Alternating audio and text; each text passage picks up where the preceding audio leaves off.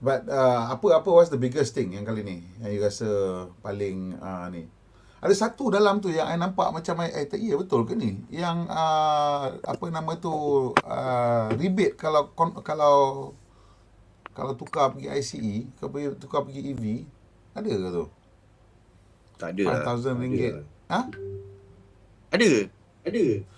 You tengok last slide ni ada ni, tengok ni tengok slide ni. Kat bawah tu. Cash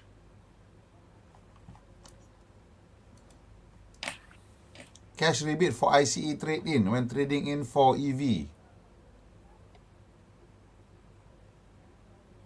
RM4,000. 4 million. 5,000 per car, 4,000 per bike. Betul ke?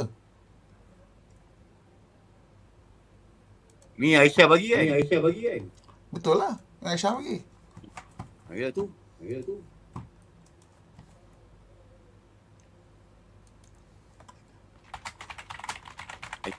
buat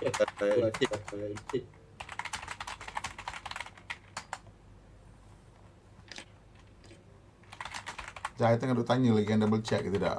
Kan kita dah cakap kan, itu benda besar tau. benda besar.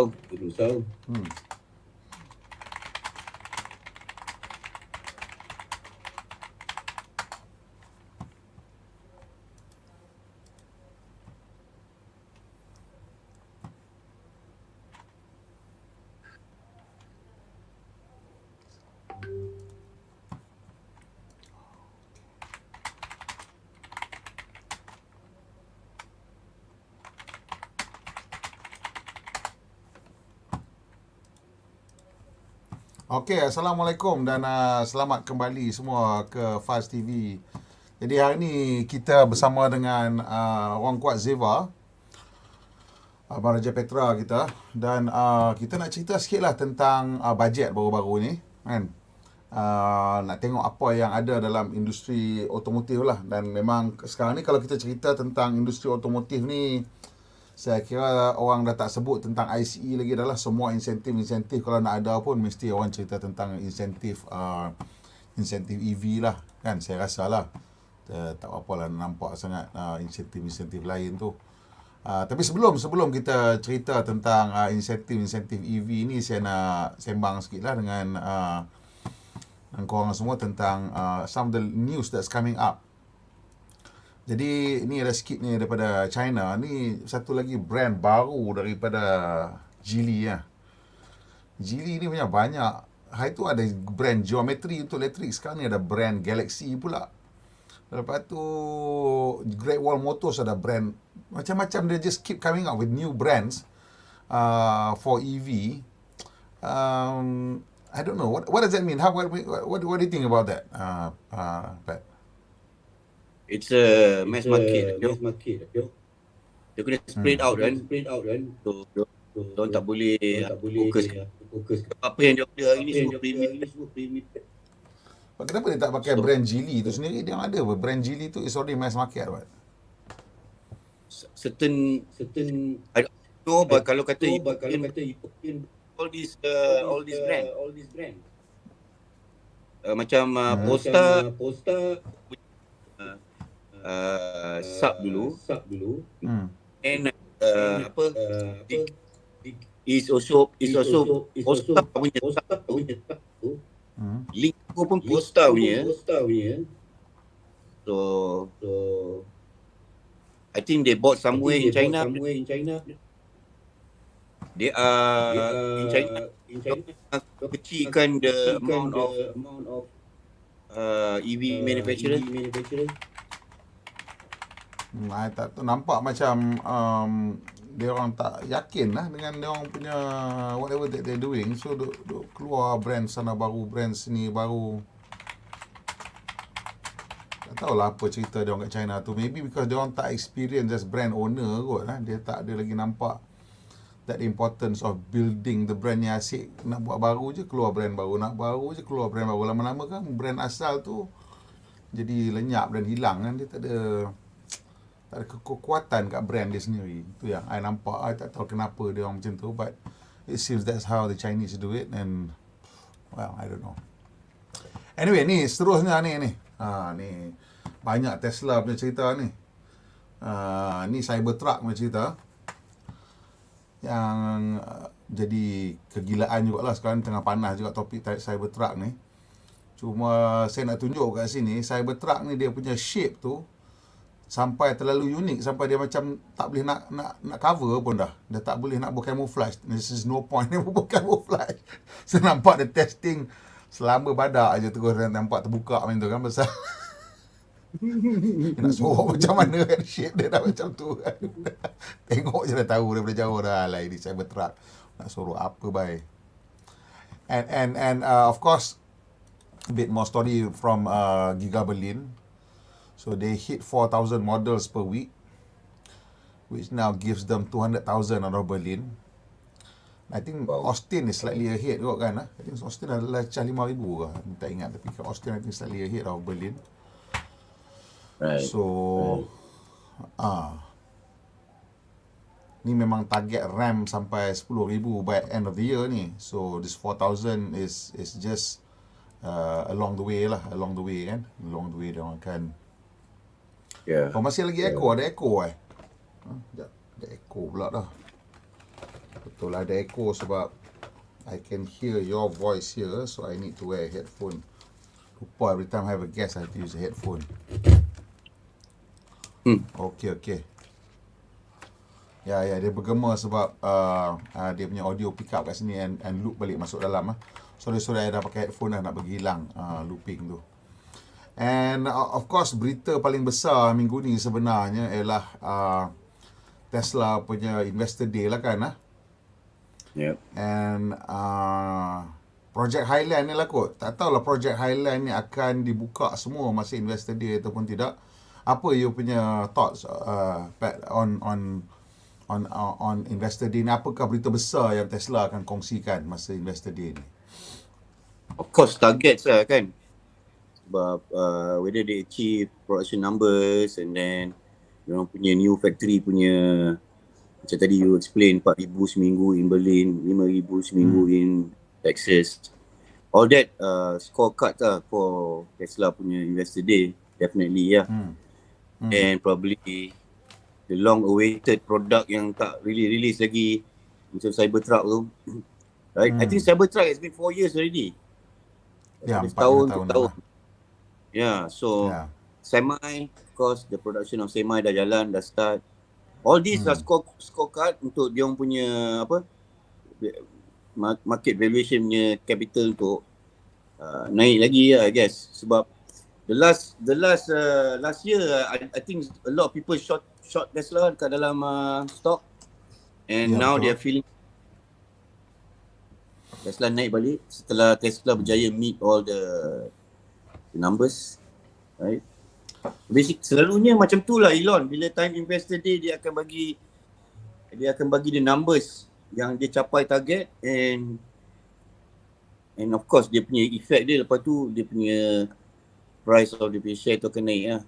That's what usually happen, and selalunya dia akan announce new things lah masa tu. And I'm expecting some new things on autonomous pilot, autonomous drive software dia. Okay. Ya, autonomous, betul.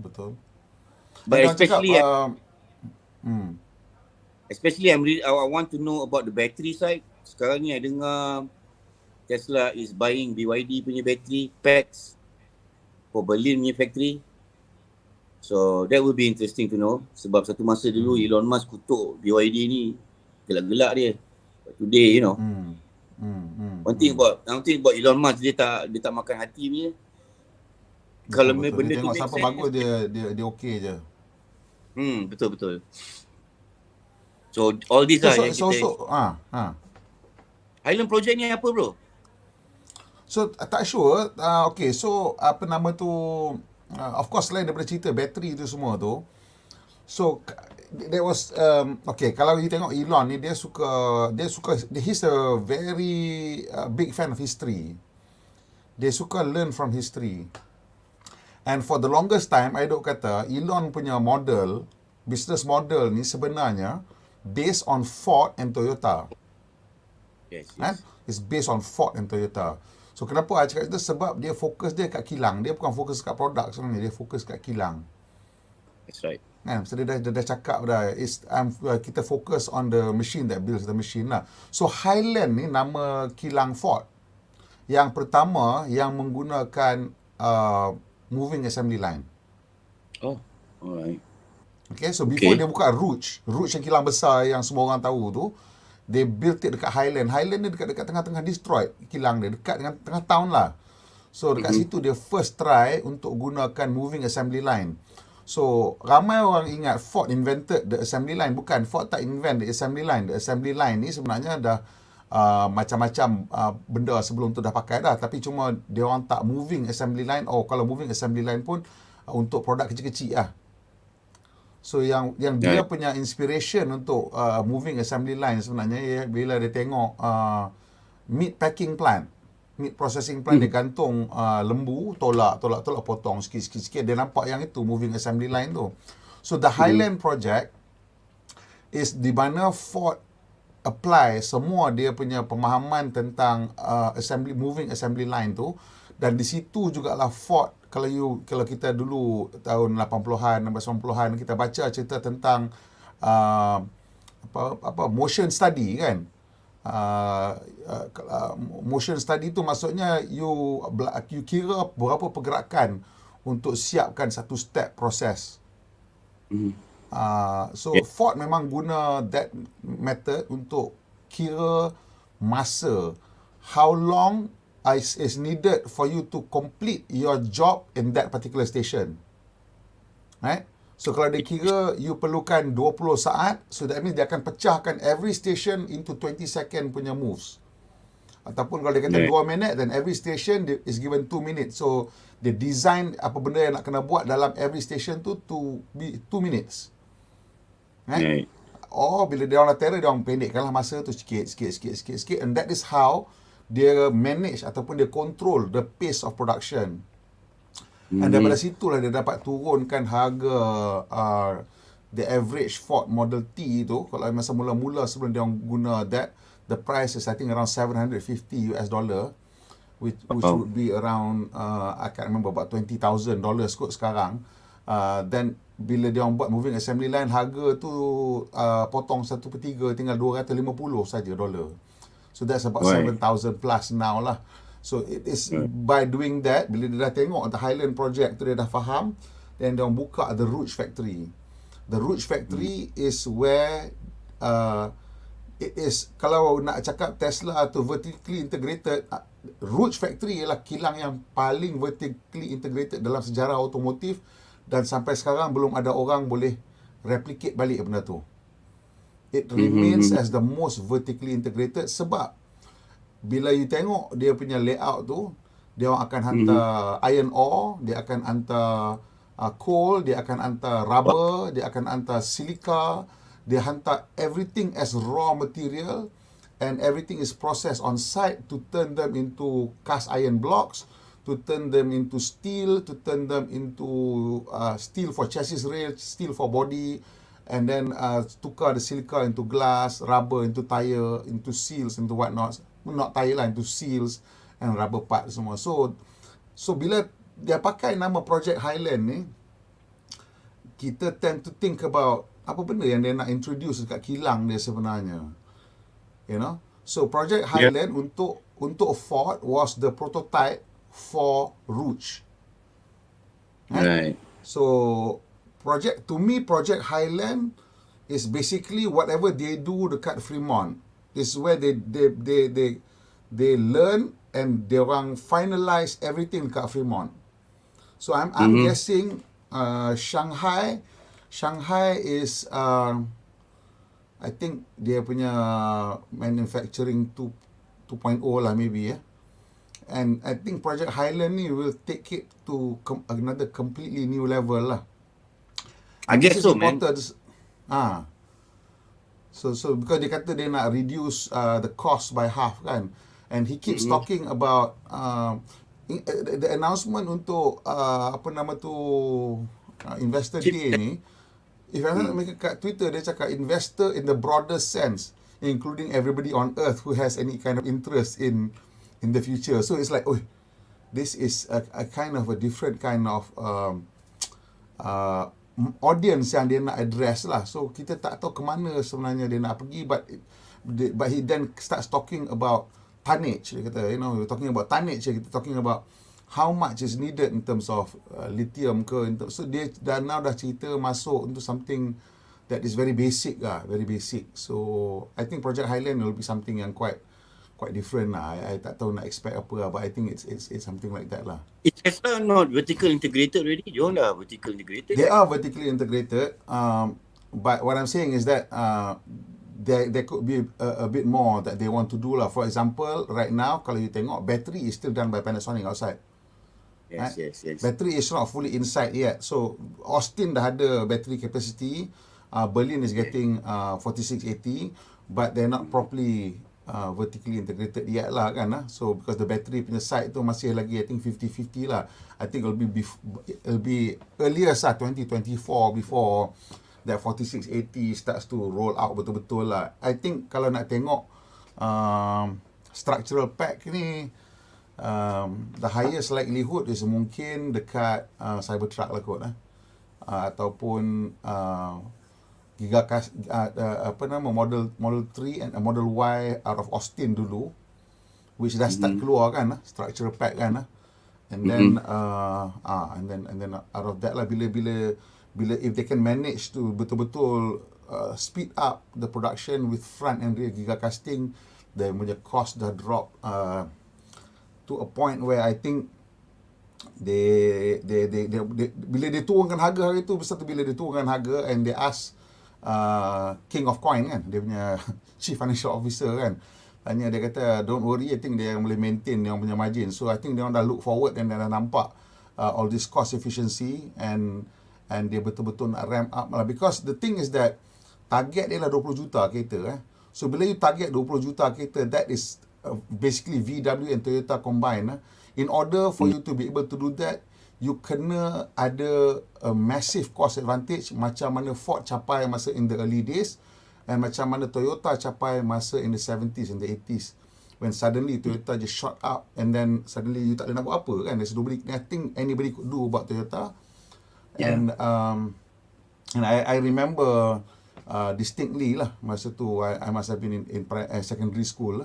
There was a news piece it was on the cover of, if I'm not mistaken, Newsweek ke ataupun Far Eastern Economic Review ke, I can't remember, one of those kind of newsy economic punya magazine, and dia sebut tentang Toyota punya R&D and Toyota punya cash, and by the mid 80s Toyota was sitting on so much cash that in that article lah, it says that kalau Toyota stop production and just continue with their treasury activity, they can pay everybody's salary.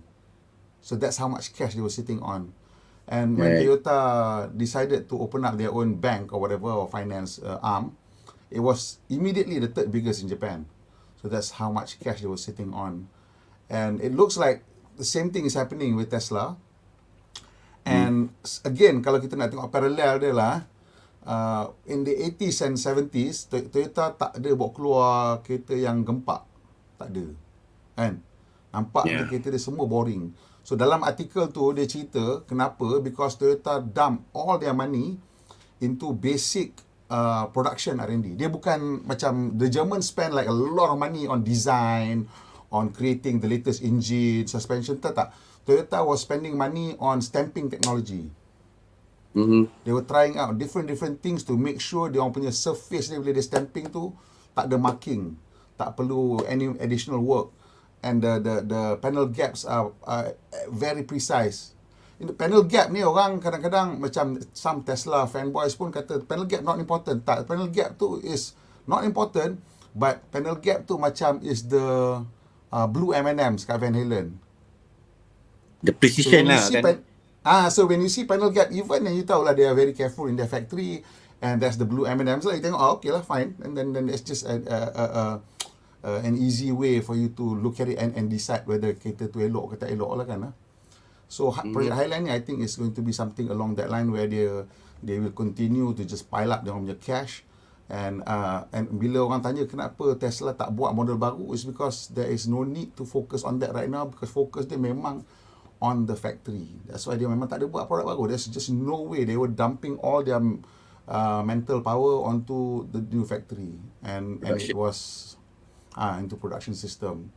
And I'm expecting that lah. Itu sebenarnya cerita besar dia is that, and macam mana dia nak integrate. Pasal dia nak start beli lithium punya producer and all that, eh. So he's going to start to go really deep into the weeds lah dengan dia punya supply chain itu kan. You can expect Tesla akan come out with new technology dalam dia punya if it's about cost cutting, definitely they akan introduce new things, new technology, new ways of doing things. And that's what interesting about Definitely. So hari tu kan bocor gambar the Cybertruck punya casting kan. Yeah.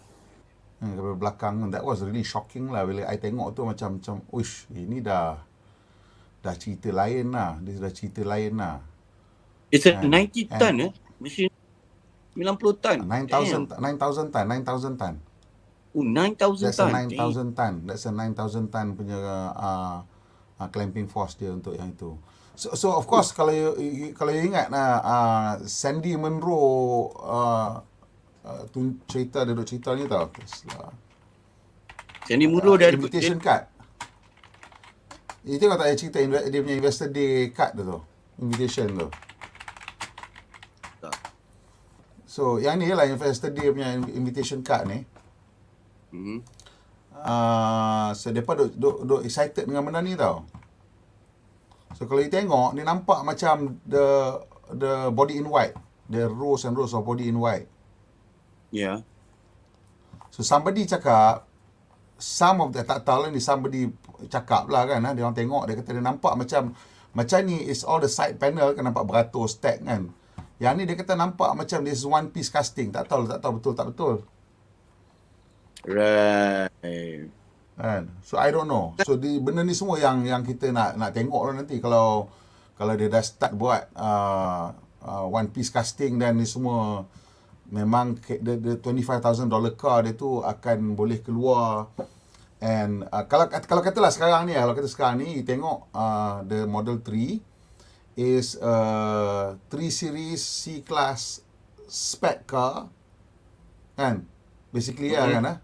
That's about 3 series punya, but selling at Corolla punya volume or Camry punya volume lah, globally, because dia dah nombor Model Y sekarang dah nombor 4 globally kan. There's nobody from the German Big 3 duduk in the top 10 lah in terms of sale, tak ada siapa pun lah.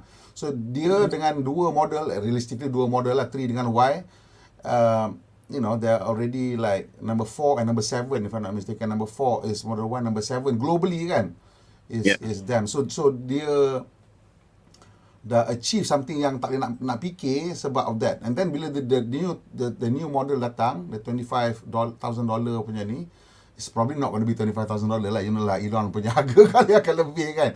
But what I'm guessing is that it's going to be like A-class punya size, right? A-class, 1 series.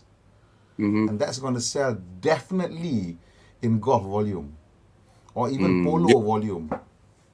Yeah. In $20,000 US dollar price range lah kita talking about. I think the price range will be around, it's not going to be 25,000. I don't think they will sell it at 25,000 even if the cost is so cheap. Even if they bring the cost down, they will not sell it at 25,000 because there's no point in selling at $25,000. Because there's just so much value in the car, they will probably sell it at 30, 35 macam tu lah. Right. You know? Yeah. So that's going to be like, As so so the latest report, Tesla is making around 90% margin compare dengan Toyota. Their margin is 27-28%. So their margin is memang besar lah.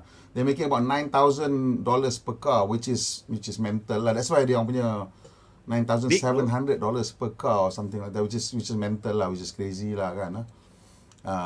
On a product yang orang lain cannot even make money on, Itulah. Kan? I mean Toyota is So what? 11% tak salah saya, ataupun is it less than that? Toyota is low teen sekarang dia punya gross margin dia. No, sorry, Toyota is about 18. Gross margin dia about 18, operating margin around, I think from last year dia dah turun to single digit lah, 8 or 9 lah. Tesla gross margin about 27, 28, but dia punya operating margin around 18, 19 lah, which is unheard of lah, you know. Sebelum ni Betul. most And company gross margin is at 15 to 18,000. Right. You heard the news yang Akio Toyoda is going to resign by April. Oh dah, dia dah naik dah kena tendang ni atas dah, jadi chairman dah dia. Dia dah kena tendang dia jadi chairman dah lah.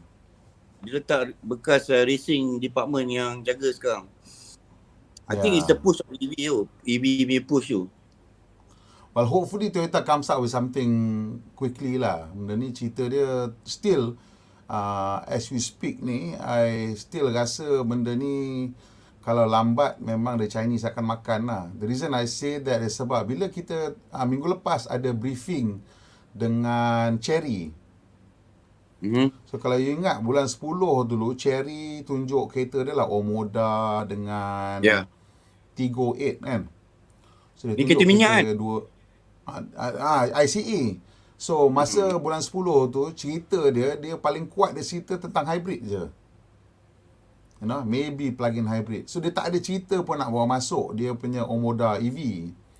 So before the briefing tu I duk kacau lah dia punya PR kan. Dia kata, are you guys sure or not you're not going to be bringing in your EV? Kan? So dia kata tak apa, nanti bila the executive VP tu datang for Great Wall International, you tanya dia. Pasal dia cakap kalau you tak bawa masuk pelik because BYD punya sale 1,000 unit dalam 10 hari tu memang surely would have open your eyes kan. True enough, bila the briefing tu memang dia cakap basically the Omoda EV will enter production in September in China. So dia kalau boleh dia nak bawa masuk kereta tu third quarter ke Malaysia ataupun paling lambat hujung tahun ni. That means as soon as possible lah. Kan kalau international launch is here within 6 months then is as good as instant lah kan. Mana nak dapat selalu macam tu kan. Kita selalu setahun belakang kan. So which means that dia orang dah nampak dah dia orang punya kelebihan dia orang sebenarnya dekat situ. Cuma sekarang whether they can get the cars or not lah. You know, and how many cars they can get. And bila I tanya dia, you rasa China punya market ni macam mana? Kan? When will it hit 50% EV? Dia kata itu I think everybody accept that's going to be 2035. 50% EV by 2035. Maybe slightly sooner. Bila it will start to taper off, you know, 75-80% before 2030. And itu, I mean that's the first time I dengar daripada somebody who operates out of China lah. Sebelum ni I dengar news saja, I baca berita je, but this is actually from an actual auto executive operating out of China. So I cakap, sekarang ni how much excess capacity is there in the Chinese EV industry? Dia kata actually not that much. I think battery constraint lah. I think that's why CATL dengan BYD berebut kan, hand over fist building battery plant kan.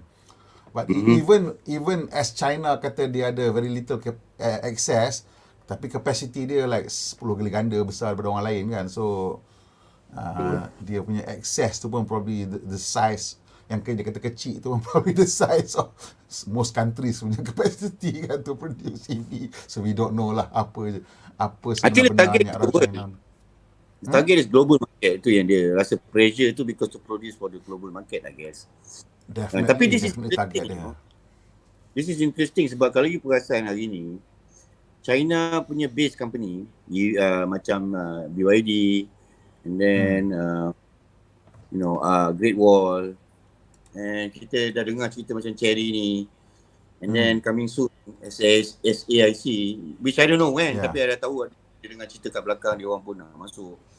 This is interesting sebab apa yang saya nampak, saya visionkan ke depan is that China want to take advantage of the current incentive yang government kita keluarkan hari ni, right? Betul. And the rule of the thumb is that siapa yang first enter to the market and then ada market share, the work will be easier on the second year and the third year and the fourth year. So diorang nak, from my angle lah, the way I see it lah, diorang nak beat the Japanese punya brand, and they're serious about it. They're serious about it.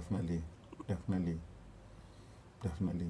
Cuma sekarang ni yang menjadi misteri ialah sama ada they are actually profitable or not at the price that they're selling it at. That's still a mystery, you know, because of the subsidy semua clouding a bit of the mathematics lah. Kita tengok macam kita tak sure macam mana dia orang ni kan. So tapi bigger macam nak tengok. I tengok diorang, terus diorang lebih prefer Europe dulu sebelum masuk sini, tapi I tengok BYD quite aktif kat sini lah, kat sebelah Southeast Asia ni, and especially Malaysia. Betul. But I perasan banyak Chinese punya company pergi lari Europe dulu. They make their money there, and then the leftovers dia hantar kat sini. Tapi certain China company tak nak masuk Europe and they are focusing on certain market. Kalau you perasan VinFast daripada Vietnam, I'm not talking about Chinese company ni Vietnam. Tapi they are only focusing in US market. And they're not in Europe.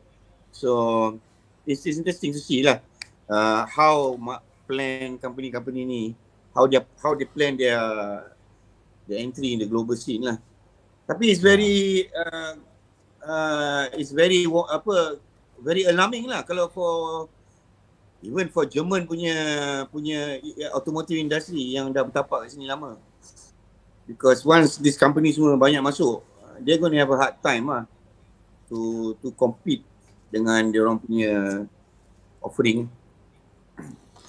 And the thing is that yang paling eye opening bila dia kata when I ask that question tentang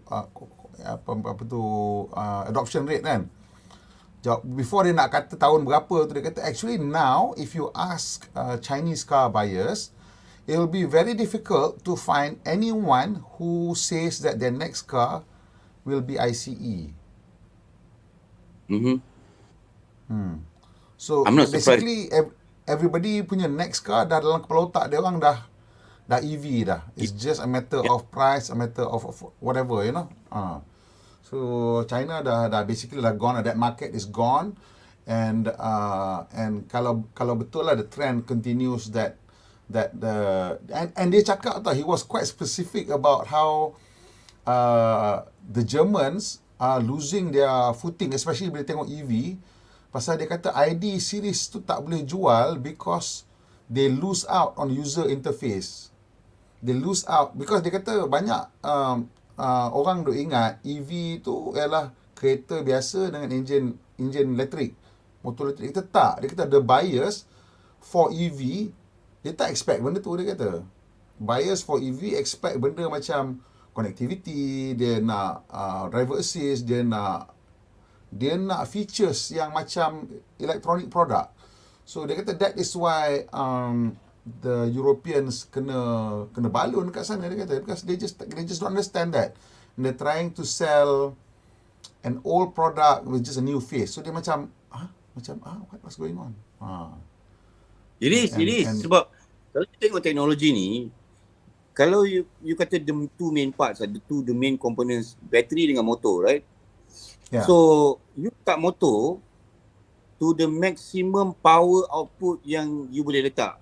And when you letak maximum power output tu, you dah tahu berapa horsepower kereta ni boleh pergi, berapa the most the furthest range and the speed dia boleh pergi.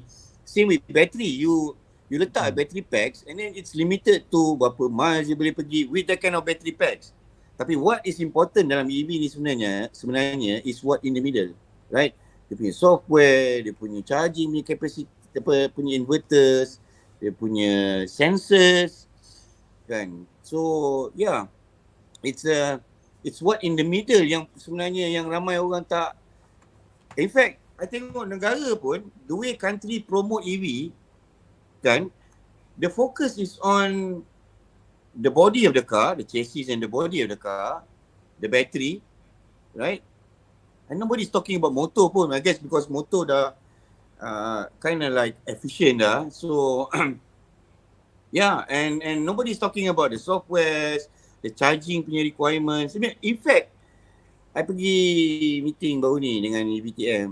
You know, kita Malaysia ada few things kita tak ada lagi, and one of them is nak tukar AC kepada DC punya plug tu. We don't have that industry.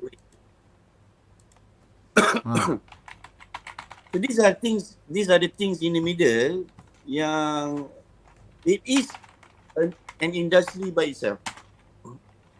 And this is where China, because they were early, dia dah masuk awal EV ni, so they understood that the thing in the middle is very crucial in the next energy vehicle. Ini, you know, ini yang Elon Musk jumpa lah, the software, the charging.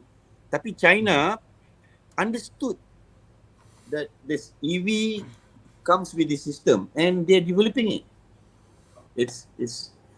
It's wonderful, bro. I mean, you know, you tengok European kereta hari ni, dengan you beli satu macam Aura Good Cat pun, dia punya, in terms of dia punya elektronik, lagi apa orang kata higher end product ada dekat dalam China punya kereta rather than European, sebab dia orang masih Nokia lagi, bro. In a simple word lah. Betul. Ni kalau tengok ni, I letak gambar Mercedes-Benz ni, electric architecture ni, Mercedes-Benz dia cakap pasal benda ni sekarang lah. So bila kita tengok dia punya cerita tentang new electric architecture ni, sebenarnya dia, bila kita tengok dalam sikit masuk, some of the element of this architecture is actually running, pasal dia punya partner dia Google. Right. One of the big, so that means you dah tahu dah, sama ada the car punya OS is Android for cars, ataupun at least a portion of it is running on Android for cars. Now, for me, benda tu says one thing aja. That means even Mercedes-Benz dah accept yang we are moving towards the electronic industry where even big companies macam diorang pun simply don't have the skill to come up with the software. Dia terima software orang lain yang lebih steady lagi lah daripada you punya sendiri kan. And this is the thing where bila you sembang dengan the Chinese auto exec, dia orang dah, I guess it's because dia orang dah biasa jadi contract manufacturer kan. So for them, komponen tu is no big deal lah actually, you know. Komponen, why you sembang komponen lah? Komponen belilah, you pasang lah, integrate lah kan. Whereas the German semua dia orang sibuk dengan dia orang punya own special thing, you know. Dia punya supercharger lah, compressor lah, BMW dengan punya inline 6 lah. But the Chinese dari lah benda tu, nobody gives a shit about the battery or the motor that you put underneath. All they want to see is the graphic user interface tu cantik and the car is seamless dengan dia punya kehidupan dia, dengan phone dia semua kan. And memang I think you're right lah, that if the Germans and the Japanese are slow and this year demand explodes. I mean kat Malaysia kita punya explosion masih kecil lah kan. But if in Europe then the explosion happens and they don't have the cars to capture that demand, then that vacuum somebody akan masuk lah, and most likely Chinese lah kan. Unstoppable, bro. Unstoppable. They're coming. Like it lah. They're coming big.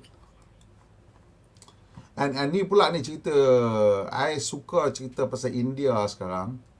Sebab India tengah push very very hard on renewable. And I think kita kena tengok dekat India ni very very closely. Because India ni, cerita India ni dia unik sikit in the sense that India ni daripada zaman Tok Kaduk lagi, dia orang ni has always had energy deficit now. That's why you notice dia orang punya ekonomi dia orang macam tak ada banyak sangat high energy intensity punya industry. So they have ada steel mill kan, tapi macam China you tengok dia boleh ada kilang after kilang after kilang after kilang electronic. They just churning them out like crazy lah. Because I mean, I don't know, China dia orang tak kisah import coal ke apa kan, dia focus on that lah. So India for the longest time memang ada energy deficit and they cannot afford to jual energy dia orang mahal kat dia orang punya penduduk. So they are pushing for solar ni in a really really huge way. And I kind of think that by 2025 it looks like India will be the model lah untuk kita semua tengok tentang RE ni lah, you know. If dia punya cost really drops to, like some people say, unmeterable lah, so cheap lah, solar energy is going to be so cheap, then you know, then kalau kita tak berganjak ke situ, we're just plain stupid lah kan, if the government tak push kat situ kan. And ini pula ni last sikit sekali, tengok ni lah, 65% increase in 2022. Of course dia punya masih lagi at 5.7% lah, but the increase in 1 year is 65% dekat US. Mana nak pergi lari lagi ni? You know, you cakap pasal India tadi, Petronas kat India. India big. Yes. Dekat India for the renewable energy. Ini banyak orang Malaysia tak tahu. Betul. Ramai orang tak tahu. Talk about US electric cars ni, kita pun dah banyak ada banyak perkembangan terbaru dekat US for electric car. In fact, Biden baru jumpa Elon Musk. Kita tahu cerita Biden dengan Elon Musk tak pernah ngam, right? But baru-baru ni Elon Musk was invited, and after punya discussion dengan Tesla, dengan GM and all that, kita dengar announcement nak buat battery belt, you know, the battery belt dekat America, which is a big project. It's a massive project. I think Americans dah faham yang battery is going to be a very geostrategic technology to control. Yeah. And they cannot, like macam sekarang biar China control everything. And they have the market, they have the product to put the battery. Macam UK punya InstaVault tu was a bit of a failure. Sekarang ada company lain nak beli dah, company yang bankrupt tu.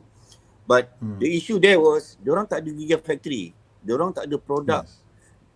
Memang orang cakap, you know, the power, IPP punya demand for battery will be bigger than EV. Yes, definitely.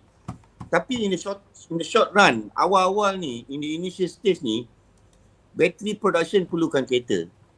And that only gives them the number. Every day, every month, berapa battery boleh pakai, berapa battery boleh buat. And I guess it's a good move lah by America. Dia nak pergi ke buat battery belt ni. That is definitely dia orang punya killer move lah last year kan. Killer move dia lah, dia buat IRA tu, Inflation Reduction Act, which by the way is the same exact short form for the Irish Republican Army, which is a terrorist organisation in the 1970s kan. If you travel to the UK in the 70s or early 80s, you tak boleh tinggal bag you dekat train station sebab of the IRA kan, and the bombing. Yep. And somehow they're using the short form for a terrorist organisation untuk dia orang punya biggest biggest economic program. So I'm wondering bila dia orang nak pakai Al-Qaeda pula. Well, ISIS is actually Israel Secret Service, right? You know that, right? Yeah. I mean, you know, all that it is. Okay, jom kita masuk sikit cerita belanjawan ni lah. So, okay. What do you think firstly of this new budget ni? Kejap. Ada tadi for on behalf of Ziva summary dia lah. Kita ada lebih kurang 7 summary. Daripada 16 yang kita minta. 8 approve lah, walaupun ada yang approve tu in full, ada juga yang setengah-setengah lah, partially.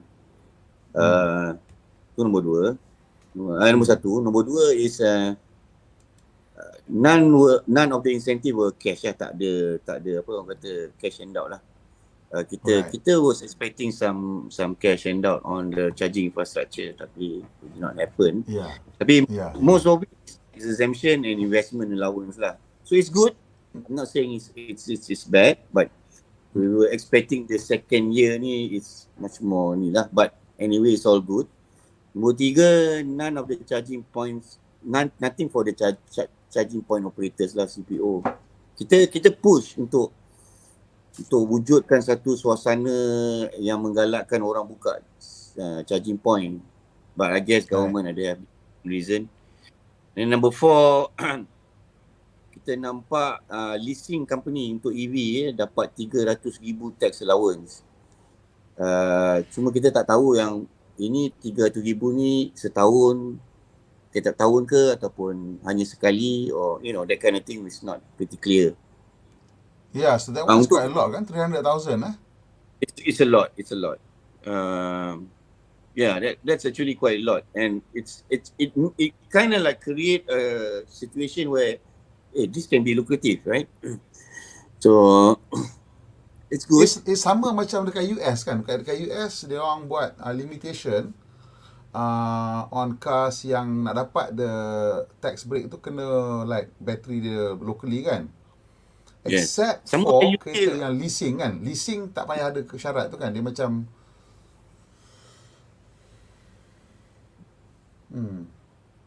Dia bagi leeway.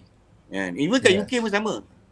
Tapi this is good actually, sebab company leasing, dia orang nak tukar fleet, is going to be a big capital punya exercise. Big. yes. And then kalau tak ada, you dah bagi dia reward, tapi bila kita tak ada undang-undang yang menyekat dia orang, untuk pakai kereta ais, kan? So untuk dia orang tukar fleet dia orang sebab hanya kerana government nak pergi jalan ni, agak sukar. Tapi kalau government dah letak tax allowance sebanyak 300,000, that will really start to open some doors lah. And then nombor 5, kita pun berterima kasih pekemar, sebagai pekemar juga kan. CBU dapat 4 years tax exemption, which is seperti mana yang kita minta. CKD pun thank you very much, kita dapat 6 tax years ni exemption, all akan end pada tahun 2027. And 2027 is the year yang kita expect Proton akan start jual dia punya EV ya. It jive lah. Yes. That's right. And last but not least, ni summary lah daripada kita orang. Last but not least is charger manufacturer receive good incentive lah. Siapa yang nak buat charging punya industri ni akan dapat banyak insentif lah. Especially kita tengok tadi, semalam ada 2 billion grant untuk green technology punya ni lah. Charger ni semua part of the green technology nanti. Okay, so yang itu I nampak yang 2 bilion tu, tapi dia macam macam mana, how do we know that is going to cover this ke ataupun macam mana? I'm not sure, but I mean our question, kita masih lagi blur about ni. But the Yeah, question kita for tak us clear is, kan question is how with all this incentive, how manufacturer nak buat charges tu locally. Dia of course lah, manufacturer ni dia kena ada demand kan. So how? I mean, kita tak faham lagi macam mana government nak government bagi insentif untuk manufacturer, tapi manufacturer nak datang sini. Apa yang menyebabkan dia nak buka kilang kat sini? Kita tak nampak reason tu lah.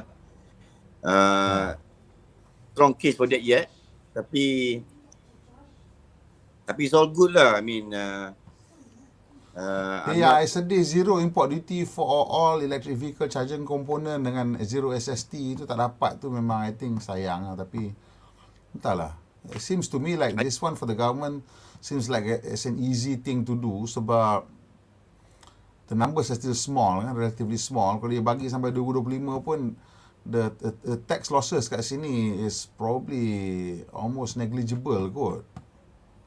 Kan, because the target is for only like 10,000 charging chargers around the country, right, by 2025. Let's say lah dengan benda tu kalau kita double sekalipun, I don't know lah banyak mana tax dia boleh collect on charging component kan.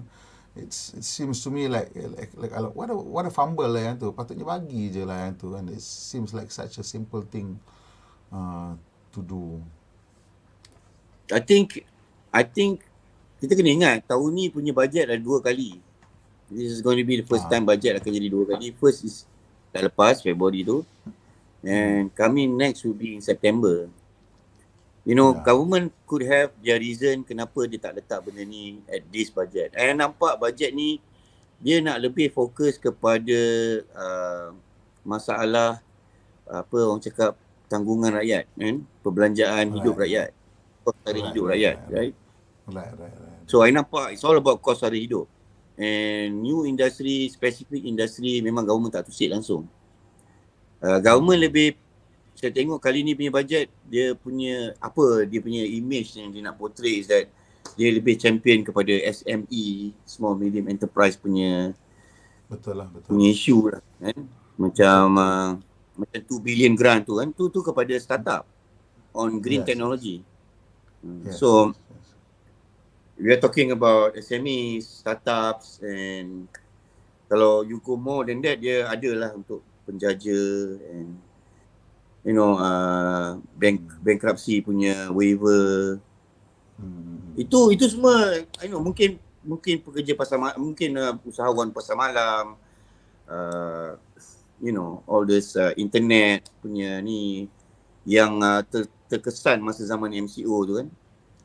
So it helps, but I guess what bagi kita orang yang dalam Ziva, we work what we have, and our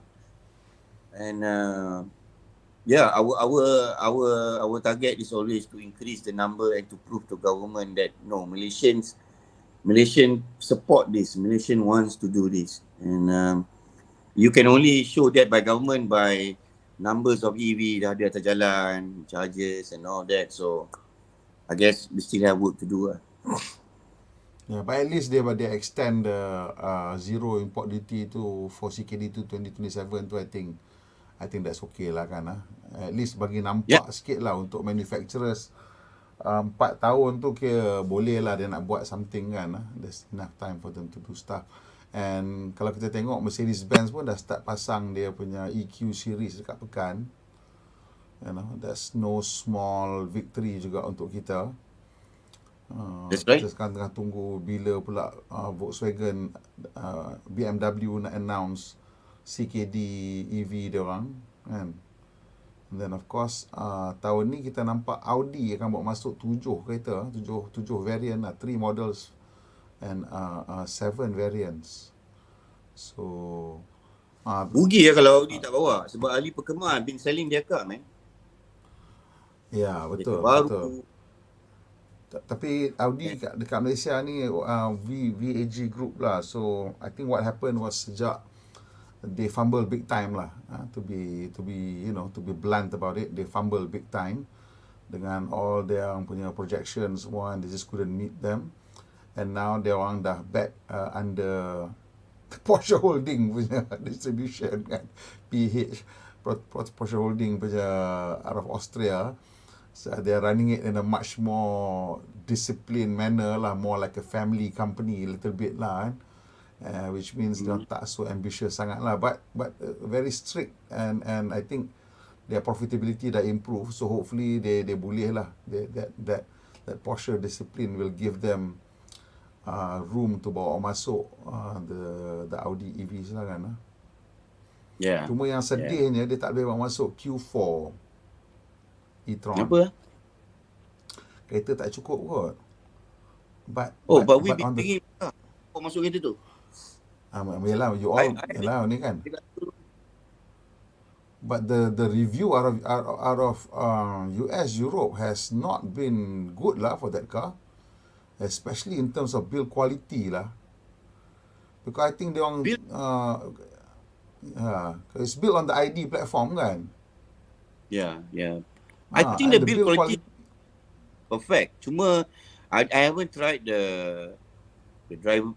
driving experience and the software part, and I tak you kena tengok Monroe Live, talk apart that car. Dia kata the material quality memang, kalau for Volkswagen then you're okay with it, but because it's an Audi then it becomes kenapa? It's if it's a VW product you're okay with the material quality, tapi bila you masuk dalam Audi kan dia memang satu kasta lagi tinggi daripada Volkswagen. Nah, ini dia macam setengah kasta je. Jadi you tengok macam mana ni? Hard plastik sampai center console bang. Hard plastik lah. Tapi balut dengan leather bro. Ya, tapi leather unpadded, leather keras macam mana? I nampak aniline leather lah, semi synthetic leather lah, berkata-kata kan. Saya macam apa ni? And dia punya seat design tu so simple kan. Tak jarang kita tengok Audi seat bagi 4 tegak macam tu kan. Tengok, ish, ya betul kita ni kan. So that one, well hopefully, dia nanti cerita dia sama macam dekat China lah. Bila you masuk dalam Audi tu kan, you tengok, lepas tu lagi kutu bawa masuk Zika daripada China ke benda beruk daripada China, you masuk sikit dalam tengok kata, ish, macam ni, payah letih jadi semua letih. Tu je cerita dia, bukannya nak kata apa kan. Yeah.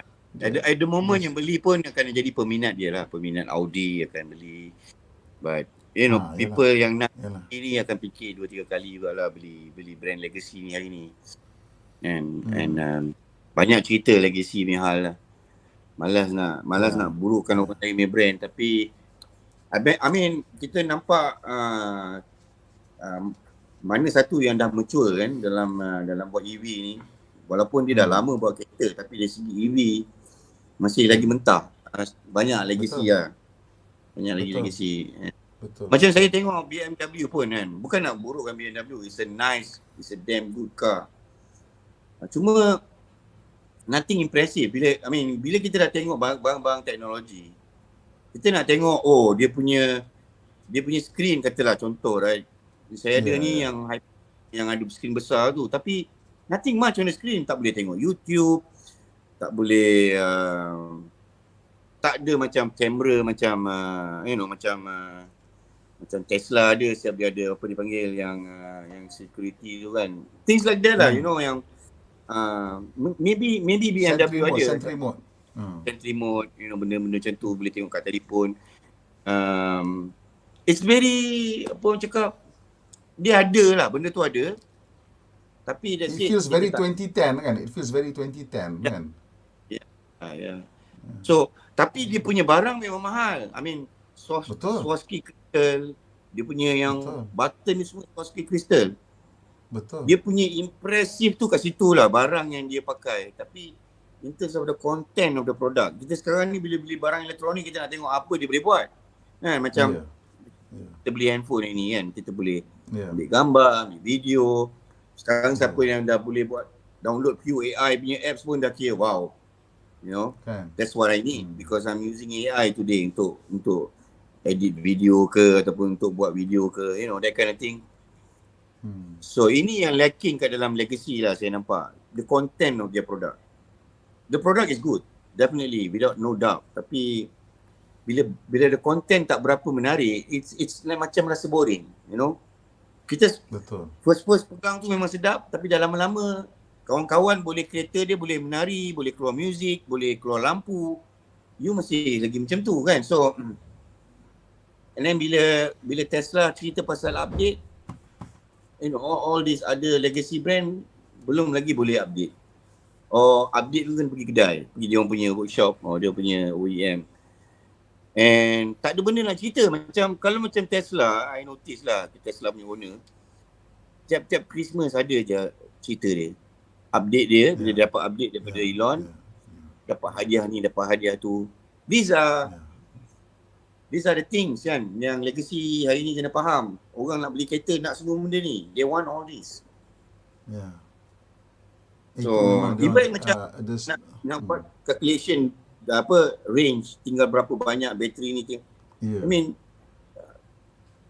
masih lagi tak tepat yang lain tu, brand-brand lain tu. I'm not saying all legacy macam ni, tak. In fact, some Chinese brand pun ada this, estimate dia tak berapa betul and all that, saya dengar. But these are the things yang mana I think the next generation of EV yang datang daripada all this legacy brand akan hopefully they'll be much better lah. Okey, ada satu soalan kawan-kawan tanya ni. Kenapa insentif EV ni tak disebut dalam parlimen? Itu dia tak baca lah kan. Apa pasal lah tu? Saya pun pelik juga sebenarnya. It's the first time benda ni jadi. Tapi kita kena faham situation kan. Kita kena faham keadaan. Negara kita nak ada election coming soon. Pilihan raya negeri. Right? And keluar isu, in fact sebelum ni pun bila kerajaan yang sebelum ni keluarkan isu EV ataupun insentif EV, dia jadi bahan debate lah antara rakyat ataupun masyarakat tentang apa nak tolong orang kaya. You know, this kind of thing keluar dekat dalam Twitter Jaya lah. Kan? Ya. I think this So government it's- is very sensitive. You know, diorang trying to maintain diorang punya image as the champion of the middle class people or the working class people, and I think they want to stick with that image lah. So that's why You dia tak rasa keluar. kan? You rasa kan, the fact that kita punya election state ni kan, dia dah macam lari daripada general election kan, federal election tu, is that a good thing? You think we should continue to have it like this ke? Split 2 tahun ni. Oh, check and balance, right? It provides Well, check and balance. it's like kat US lah, because the presidential election and the representative election, dia split kan. And as a result, it's almost always an election year. Right? You get one break and then election year, one break and then election year again. So on the plus side, of course, politicians can always pander to the voters lah. But on the negative side, maybe you can't get real meaningful work done. You can't, bro. Kan benda macam Because you're going for popular move, right? And itu lah. this is going to be hard. It's going to be hard. Itu pasal you nampak macam subsidi minyak is a problem. I'm not saying kita patut potong terus, but it is a problem sebab kita tak mampu nak sustain 70 bilion setiap tahun, right? But we cannot do anything because, you know, popular move. Kalau you buat benda ni, then you're going to pay. There is a political consequences. So Definitely. ada baik, ada buruk, but you know, dari segi buruk dia, government will tend to focus on popular issue, and popular issue doesn't mean good for us. So but that's how it is lah. Balik menjawab pada soalan tadi tu, saya pun pelik. Tapi bila kita check balik dalam bajet punya appendix ke dalam website MOF, ada pula pasal EV kan. And when you think about it, kenapa kerajaan tak announcekan macam biasa? Well, I mean that could be one of the reason, you know. Wallahu a'lam, Allah Ta'ala lebih mengetahui kenapa kerajaan buat macam tu. I mean, the other reason could be government ni tak nak cakap dekat rakyat yang dia ambil daripada kerajaan yang lepas punya polisi masuk kat dalam right? Okay. Faham.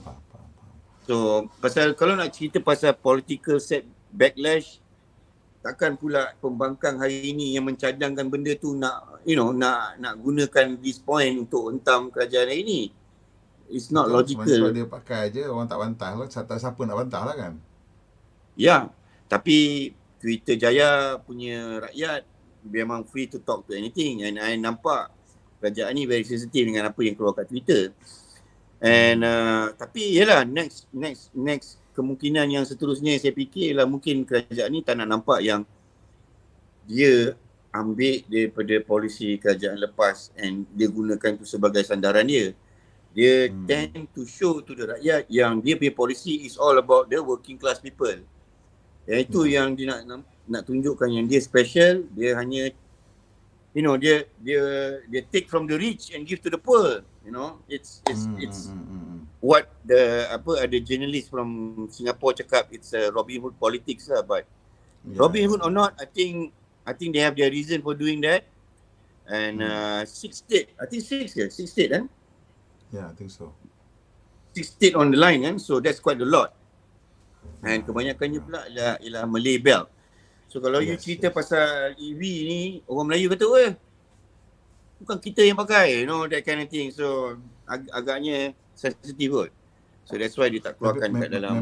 Memang it was definitely a Malay belt punya bajet lah. It is.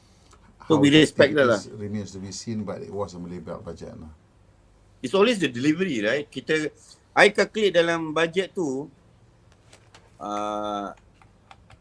loan untuk SME berbagai lah. Daripada working capital kepada expansion, berbagai loan, it's around 72 billion. That's a lot. Yeah. And And also some of quite it a is bit going to on be, pertanian. pertanian. Some of it is going to be under government guarantee loan, right? Yeah. So it's going to be cheap money. Hmm. So the government is focusing on small and medium enterprise lah. And like I told my friend yang kerja kat dalam BSN, because BSN dalam program bagi loan micro ni 50,000, right? So it's all about delivery lah. You can have 70 billion put aside, tapi siapa yang dapat tak semua orang rasa. And how is the delivery system? Nanti jangan orang yang buat paperwork cantik je dapat kan. So these are the kind of things yang yet to be seen lah, but I guess diorang dah plan benda-benda ni, and I hope diorang dah prepare jugalah. I ask my BSN friend, diorang dah prepare that before the How do budget you pun diorang think tahu. the overall kita punya economy kan, based on what the budget is and the incentive and dia punya apa benda yang dia nak buat penggalak ekonomi apa semua. You think the EV market macam mana dia punya target tahun ni? Pasal I think before kita masuk bajet tu kita sembang, you cakap 10,000 kan.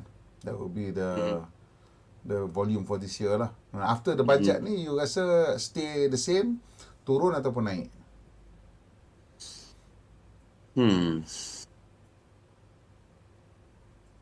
Kalau you notice ada yang macam you cakap kat I tadi tu, the last point yang Ziva bagi tu, which is ada insentif untuk penukaran kereta AIS kepada EV sebanyak 4,000, if not mistaken. 5,000 ke 4,000?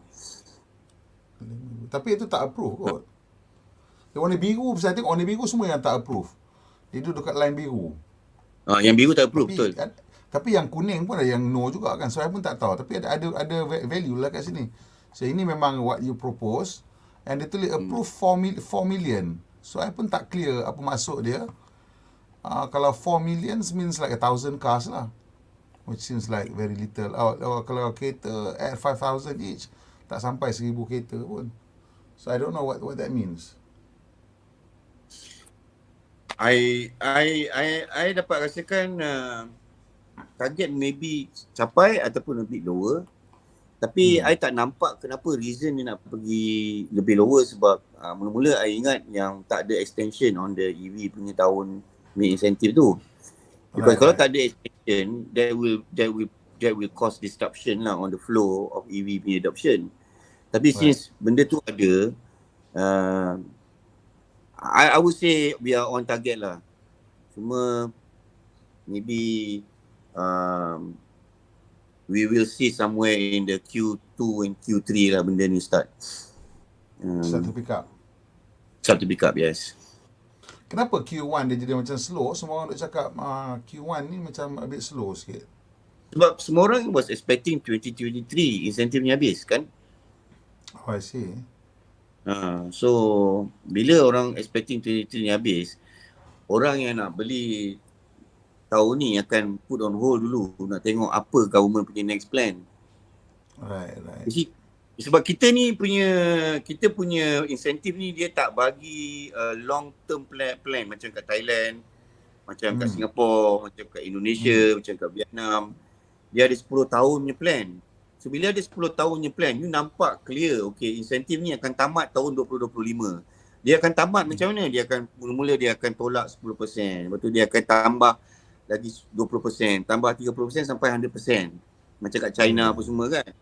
Tapi kita kat sini piecemeal. Dia bagi satu bajet, okey ini sampai 2027. Macam kita sekarang CBU kan. Okey ini sampai 2027. So bila jadi bagi piecemeal macam ni, there's always that situation mana orang masih lagi banyak soalan dalam kepala dia. Macam sekarang the most benda yang meragukan orang nak masuk ke EV hari ni ialah what is going to happen with the road tax after 2025. Betul. Because if the calculation is based on KWH, banyak orang discourage. Ya, itu I think that's a very important topic lah kan. I think kita kena betul-betul somehow pitch in lah, beritahu dekat the government what we think is the best way lah to calculate. Because memang so far macam dia orang pun tak nampak jelas apa yang dia nak kan. For the basis of taxation tu, I think in the first place nama tu kena tukar lah. Nama tu nampak macam tak penting, tapi nama tu ialah nombor satu sekali lah. Nombor satu sekali itulah nama cukai tu kena panggil apa. Sebab selagi kita panggil dia cukai jalan, kita fikir macam dia cukai jalan lah. Dan that is very, very difficult to get out of that mindset selagi kita tak tukar nama dia lah kan. And this is where I think the conversation really needs to go up a notch lah. Yeah. And that You is rasa part apa? of, What should be the basis? You rasa what should be the basis? oh, you ask me? Okay, kalau saya, kalau macam kat England tu, right? The basis is masa zaman saya belajar tu lah kan, which I think is practical. The basis of the tax or the road tax is based on the value of the car, which is you cannot run. You know, you tak boleh lari macam hari ni, you beli Mercedes, harga lagi mahal tapi you dapat cukai jalan murah sebab you beli Mercedes yang 1.8 for example. Right. Dia CC, right? Tapi kalau you macam kat UK, dia based on value, mana nak lari? Kalau kereta tu mahal, you pun kena tax mahal lah. Kalau kereta tu murah, you dalam bracket orang murah, you tak kena tax mahal lah. Right? That would be the simplest lah kalau nak kira. Tapi sekarang UK dah ada carbon emission, carbon tax and all that dah included dalam tu. So I think it's also, if you want to encourage clean air, emission free punya vehicle ataupun teknologi, then you should include all these environment punya barriers lah yang mana kat Europe, US dah buat. I mean that will only incentivize people to change to EV. Yeah. I suka energy efficiency, but itu pun problematic jugalah kan, nak kira ke apa ke. I mean, boleh je buat ikut standard Malaysian driving cycle MDC, which baru start tahun ni lah Malaysian driving cycle tu. I suka energy efficiency ni sebab because I think the mindset moving forward is all going to be about energy efficiency lah. And the thing about Tesla, kenapa kereta dia I think minimum apa 300 kilowatt lah ke kan, I think about that lah, 250 ke 300 kilowatt kan kereta dia yang paling least powerful. And kita tahu that electric motor ni sama je macam enjin ICE. Dia kalau you kira ngam-ngam je, nanti dia macam enjin kecil makan minyak balik kan. Kalau enjin tu just the right size and then dia tak work too hard and then it achieves optimum efficiency. I think that's why some of the electric cars tu dia punya motor dia besar, so you get decent efficiency. But then again, my experience dengan XC40 versus Kona Max tu shows that a low powered EV, dia punya range improvement dia on the same battery size is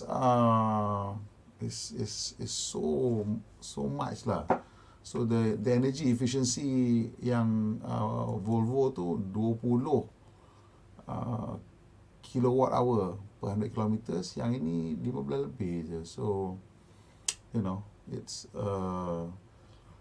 I think that's how we should penalize people lah moving forward kan.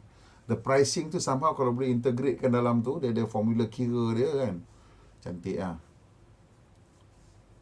Ni kawan kita, Abang Ikomot kata nama dia lesen kenderaan motor. Yalah, nama lesen kenderaan motor, tapi kita semua sebut road tag, kena berhenti panggil dia road tag lah. Kan? You know, I tengok the future is you macam mana nak dapat better efficiency in EV is to, of course, to limit the maximum speed lah. And when you limit the maximum speed, maknanya kereta tu hanya boleh pergi 120 km or 100 km an hour, and you can achieve higher efficiency dengan battery packs yang in fact yang tak perlu banyak pun, tak perlu besar pun. And cuma kita ni Malaysia ni, kalau kita kata I'm selling a car that maximum speed boleh pergi 100 km sejam je, major turn off lah I tengok orang Malaysia ni. Tapi in the future agaknya orang akan faham. Yeah, I guess it's up to manufacturers lah kalau dia nak letak speed limiter kan. For example, macam sekarang ni, people get around the high tax is by using small engine kan. So kalau dekat Italy, anything yang below I think 2 liter kan, the tax bracket berbeza sangat lah in terms of whatever kan. And sama lah kat sini kan, that's why all this small engine. So I think sama lah nanti kot, dia orang akan bubuh kereta ni ada cap dia, speed cap dia kan. And because of that speed cap, you ada higher energy efficiency and therefore you get lower tax kan. So I memang rasa the thing about the moving forward into the future is that kita punya cerita tentang speed ni dia akan berubah. Sebab apa? Kadang-kadang kita tengok discussion pasal kereta ni yang banyaknya sembang orang kaki kereta. Itu yang dia nak sibuk dengan horsepower, dengan acceleration, dengan top speed, dengan handling. But 90% of people don't care pun about benda tu. That's right. So at the end of the day, all these nice things, you know, ultimate driving machine ke apa ke, mamak beli BMW tu bawa kereta pun macam sampah, tapi ultimate driving machine lah kan. Nampak macam mana, pasal itu yang jadi dia punya, orang kata we have adopted the car to be part of our personality. So you nak buat macam mana kan, so it becomes that lah.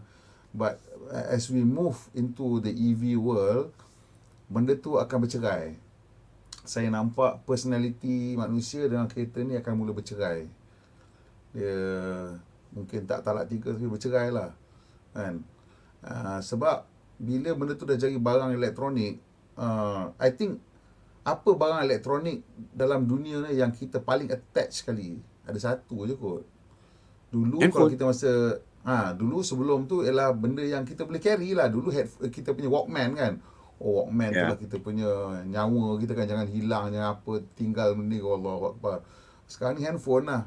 But the handphone jadi kita punya jiwa raga bukan atas dasar tak, kalau benda tu bukan iPhone pun dia tetap jiwa raga you juga, sebab you punya nyawa hidup, you kehidupan you banyak dalam tu kan. But other than that, it's you don't really care. Your TV kalau jatuh pecah, you tak bersedih lah dia jatuh pecah, you cuma marah pasal pecah, nak kena ganti baru lah kan. But you not sad that it's broken lah kan.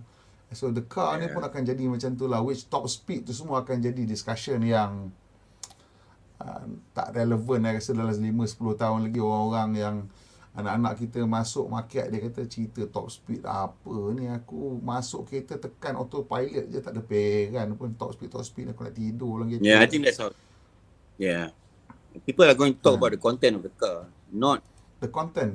Exactly, that's the thing.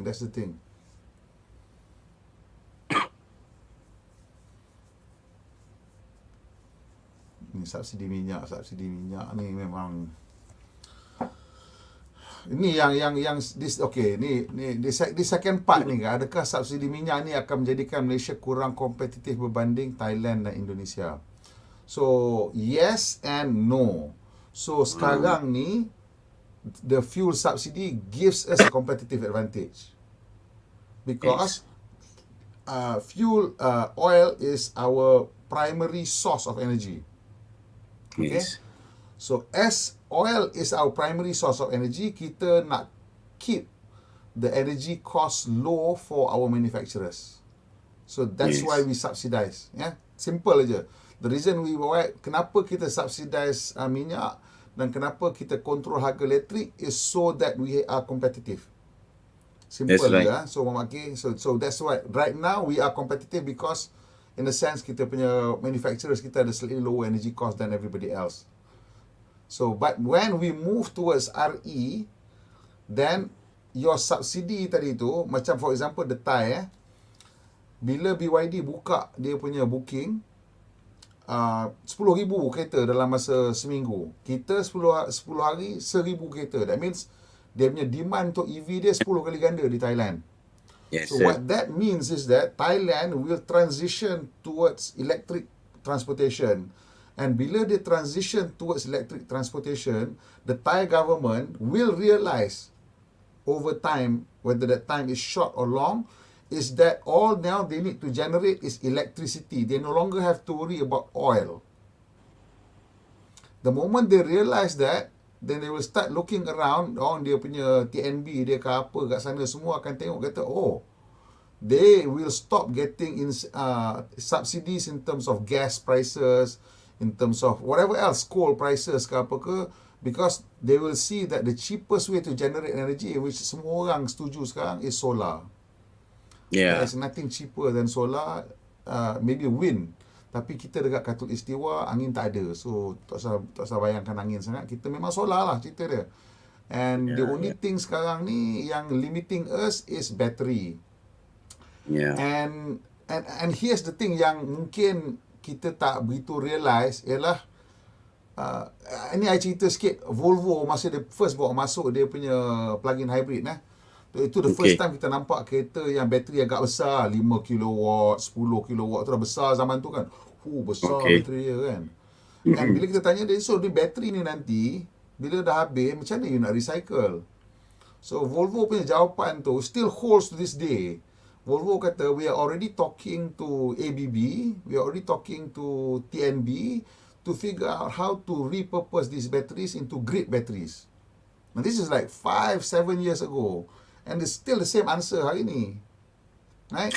So, the other day, I was just talking to a property developer lah. Kita tengah nak propose new energy system untuk rumah semua. So, dia duk tanya soalan-soalan tentang macam mana nak lagi reduce the bill sebab elektrik kita pakai malam tapi siang tu solar tu pergi mana kan. So dia tanya bateri macam mana. Cakap bateri mahal lagi sekarang, tapi what's going to happen is you kena install ni sekarang sebab in 10 years time I think lah this is one possible scenario. So you dah beli kereta elektrik kan. So bila you dah beli kereta elektrik, in 10 years time maybe your battery state of health turun to say below 80%, which most likely will still be doable, usable. Dapat mungkin you dah rasa slight deterioration ke or whatever lah. But usually people tak simpan kereta 10 tahun pun. I don't think ramai orang simpan kereta 10 tahun pun kat Malaysia ni kan.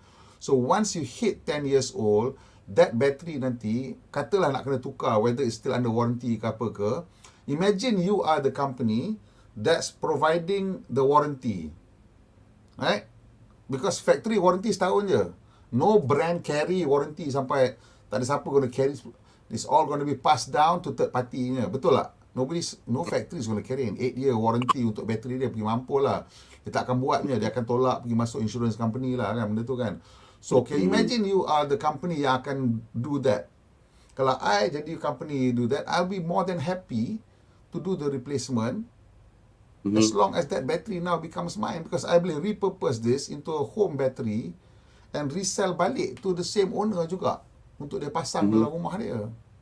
Because right now, if let's say a small battery is 50, maybe in the future it becomes 35. Let's say it's 50 kilowatt hours. And most people have more than one cars. 50 kilowatt hour is basically 4 hari punya elektrik on the average Malaysian house, which is about 12 kilowatt hour a day. On a big house is about 25-30 kilowatt hour lah, but let's say an average house about 12. I mean that's normal calculation untuk Malaysia lah. So you imagine nanti all this battery semua akan mula start masuk, and then nanti NB pun dah tahu dah mana ni akan jadi kan. So solar akan jadi advantage pada Thailand. Suddenly kita akan tertinggal belakang sebab dia orang punya government dah nampak benda ni. They will put into place all these requirements. Kalau I jadi government sekarang, I akan cakap all these batteries are coming out right in about 10 years time. So I now nak force all these batteries to be repurposed. I would say that every single square foot of development kena ada berapa watt of battery. You nak propose a 1 million square foot punya office building, fine. Setiap square foot kena ada 100 watt. Ni kena ada 1 megawatt, nak pasang lah. 10 megawatt bateri dalam tu, pasang lah. Right? Because right now, the problem with electrical grid system kita, banyak wastage. Waktu malam, bila kita run kita punya baseline, tak ada orang pakai. Betul tak? So all that energy is going to waste. Absolutely tons and tons of energy is going to waste. But if you force everybody to install the battery, suddenly all that wastage malam tadi tu, ada orang boleh absorb. Siang hari dia balik keluar balik. And suddenly you don't need picker plants. And suddenly the electrical system of the country becomes so much more efficient and so much more robust. And then what? And then Itu yang menyebabkan elektrik jadi murah nanti, right? When you ambil semua lebihan, ambil semua lebihan apa semua. Tapi balik kepada soalan tadi tu, yang tentang Jokowi tadi tu, yang Thailand. Kita kena tengok macam Jokowi, walaupun dia tarik subsidi, tapi you kena faham, kerajaan Indonesia, you see, bila you nak suruh rakyat you start to pakai EV, you kena propose kat rakyat you apa dia punya alternatif, apa dia punya ganti, right?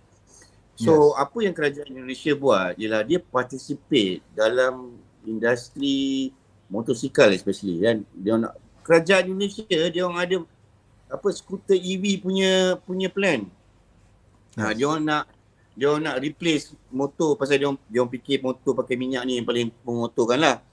Itu satu, itu dekat Indonesia. So itu pasal dia orang boleh buat. Itu pun kalau kita tengok bila Jokowi announce benda tu, oi, riot bro, sebulan riot. Betul. Kan? Sebenarnya ada kecoh.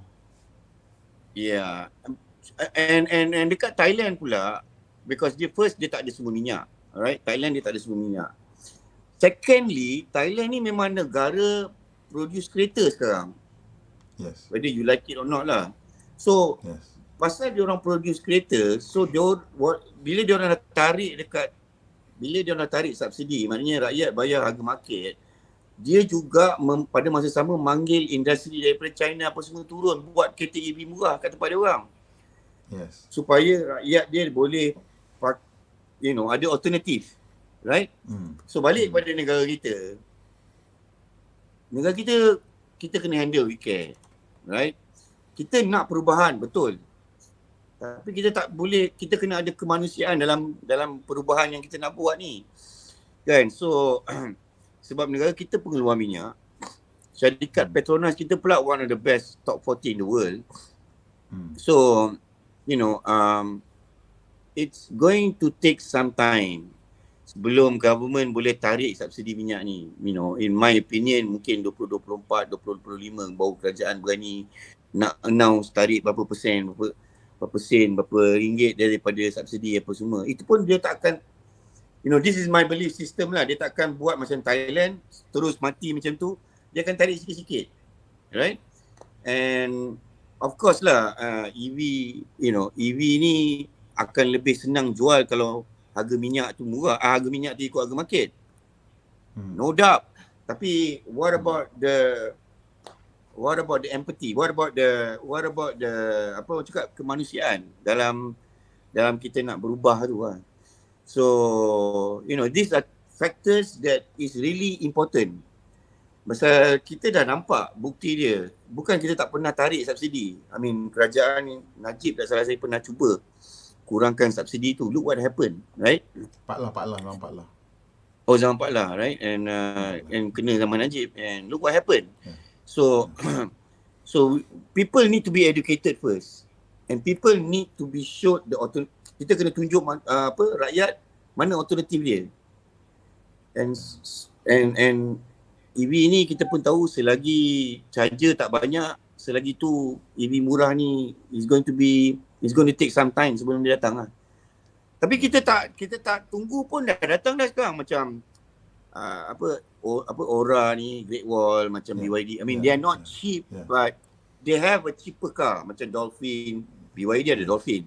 That's going to be below 100. And then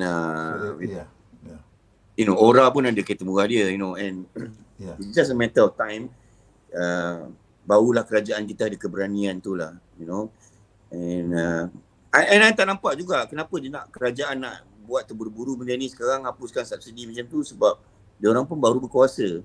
They need to be comfortable. To me, the subsidy tu is macam mana, I think it will just hilang on its own benda tu. Sebab apa? The main reason why I rasa jumlah subsidi tu akan just hilang on its own is simply because teknologi yang nak datang ni is going to be so compelling that you tak akan nak kereta ICE tu. Itu aja cerita dia, you know. And kalau kita tengok China, dia start subsidizing all these things in 2010 maybe, kan? And then 2015 tu dia start serious banyak kan. But you can look at it now, this is not even 10 years, lebih sikit pada tak sampai 10. Kalau kita tengok daripada 2015, it's baru 8 tahun. And right now kalau you tanya Chinese people, nobody wants an ICE anymore. So benda tu, the technology is so compelling. Dia again, kalau kita nak draw parallel untuk TV ke apa sekalipun kan, kalau sekarang ni lah orang datang bawa TV rear projector tu jual kat you 2,000 kan, besar kan, macam rumah tu, kau tak belinya, kau tak ingin pun nak belinya. Memang tak akan belinya, kita akan beli flat panel juga. Sebab dia so compelling. Kalau phone pun sama kan, orang bagi you free phone bodoh tu, you buang kot, you simpan masuk, kalau tak buang pun masuk dalam laci, tak tengok dah lah kan, sampai bila pun tak tengok dah lah benda tu, because it's just, the new product is just so compelling and it just has so many more features. Like you say, it's all going to be about content. That thing is going to be just so much more integrated into your life that you takkan nak beli lagi kereta yang kena cucuk USB lagi untuk sambung ke Android Auto. Apa dia cerita ni, zaman bila punya cerita ni kan. Yeah. So, I say to people, it's not the price bro, but it's the problem that the technology solve. That's when people will adopt. That's when people will adopt. I tak rasa EV punya harga akan turun 1-to-1. I don't think it will go down 1-to-1. It'll be maybe lah, if we are lucky, EV punya prices would be around 25% higher than equivalent ICE. I think lah. At the low end, it will be like around that. But on the upper end, mungkin dia jadi lebih kurang sama lah. But kat bawah tu, dia akan 1.25 macam tu lah. 25% higher. Because yang dekat atas tu jangan cerita lah, memang dia ada banyak features biasa kan. Tapi yang dekat bawah ni, because of the jump in features, dia macam you tengok the new Azia, the new product Azia kan, harga naik sikit tapi features punya banyak naik. Kau nak kata apa? What are you gonna say? Right? What are you gonna say? You just you nak complain apa ni sekarang cerita ni? You nak complain apa? Dia cakap kan, harga mahal. Okay, so what? You tak nak ni semua tak nak. Beli kereta lama tu, ada kat sana tu beli lah. Tak nak nanti, tak nak dah. It's just will have a part. Because of the pricing you cakap tu, leasing will have a part in this. Not everyone owns car. Not everyone owns car, and people are happy without owning a car because they can get anytime car they need. And because it's cheap, nak rental car nanti. So that's why people are comfortable. Why aku nak beli? I think that will happen. Macam I believe, I also with you, I agree. Maybe EV akan 25% lebih mahal because of the operating system yang dia ada, yang dia dah siap. Right? And I think so. Tapi eventually bila cost scale and cost of production and semua orang buat GPU yang sama, buat benda-benda elektronik yang yang sekarang ni mahal jadi murah. I mean it's not impossible 10 tahun nanti EV akan jadi murah. Tapi the way I see it, that's not where the direction this is going. Because I nampak EV kalau orang tak boleh own, orang akan sewa, akan lease. And saya nampak yang orang lebih selesa tak own a EV ataupun tak own a car, tapi dia boleh dapat because of the leasing punya company or services banyak, dia boleh dapat car anytime. And kenapa leasing company berminat? Sebab low energy cost, and then low maintenance cost. Sebab sekarang ni dia orang buat kerja leasing, dia punya cekik tu dekat maintenance dia. So that's what I feel. And then you tadi masuk cerita battery, this is interesting, battery untuk EV semua orang cerita, right? And then hari ni bila kita cerita pasal EV, kita faham EV is not about battery dengan motor only. Battery, EV is about the software content yang ada in the middle. Begitu juga dengan bateri untuk IPP, untuk power. Right? Yes. Semua orang cerita pasal bateri as the storage in a picker plant or as a small IPP. Tapi nobody's talking about the software that is going to run that power. That Yes. software that is going to detect the data, mana yang perlukan, mana yang lebih, mana yang kurang. Yang macam this particular technology sedang bergiat berkembang di negara Eropah, Amerika, even Australia, even China. You don't have to mention it. And But even Singapore interestingly on that note, I sembang dengan orang TNB lah. And when they see the EV coming, right, dia orang punya top brass punya attitude will surprise most of you yang dengar ni. Dia orang punya attitude is that they think EV will kill them. So people might think, EV will kill them. Bukan EV akan lagi bagi banyak business kat TNB ke? But like you said, what dia orang nampak, dia orang move down, because the reality is that the people who run TNB are not stupid people. They are very smart people. There are a lot of TNB scholars kan. TNB scholars semua top student kan. Dia duduk kerja dekat TNB kan. Belajar merata, pandai-pandai semua. Dia dah nampak benda ni sebenarnya. And they already see the transition is that TNB akan jadi platform operator eventually. Dia dah nampak, tapi cuma untuk orang kebanyakan kat bawah ni, dia masih lagi tak boleh nak nampak benda tu. Contoh ni lah Mr. Hamba Allah ni cakap, dia kata cakap ikut tekak selera mereka je. Sebenarnya bukan saya cakap ikut tekak selera saya, Mr. Hamba Allah. You kena faham bahawa kalau katalah kita sembang benda ni pada tahun 2012 contoh lah, let's say we're talking about this in 2007 masa Apple keluar first iPhone kan.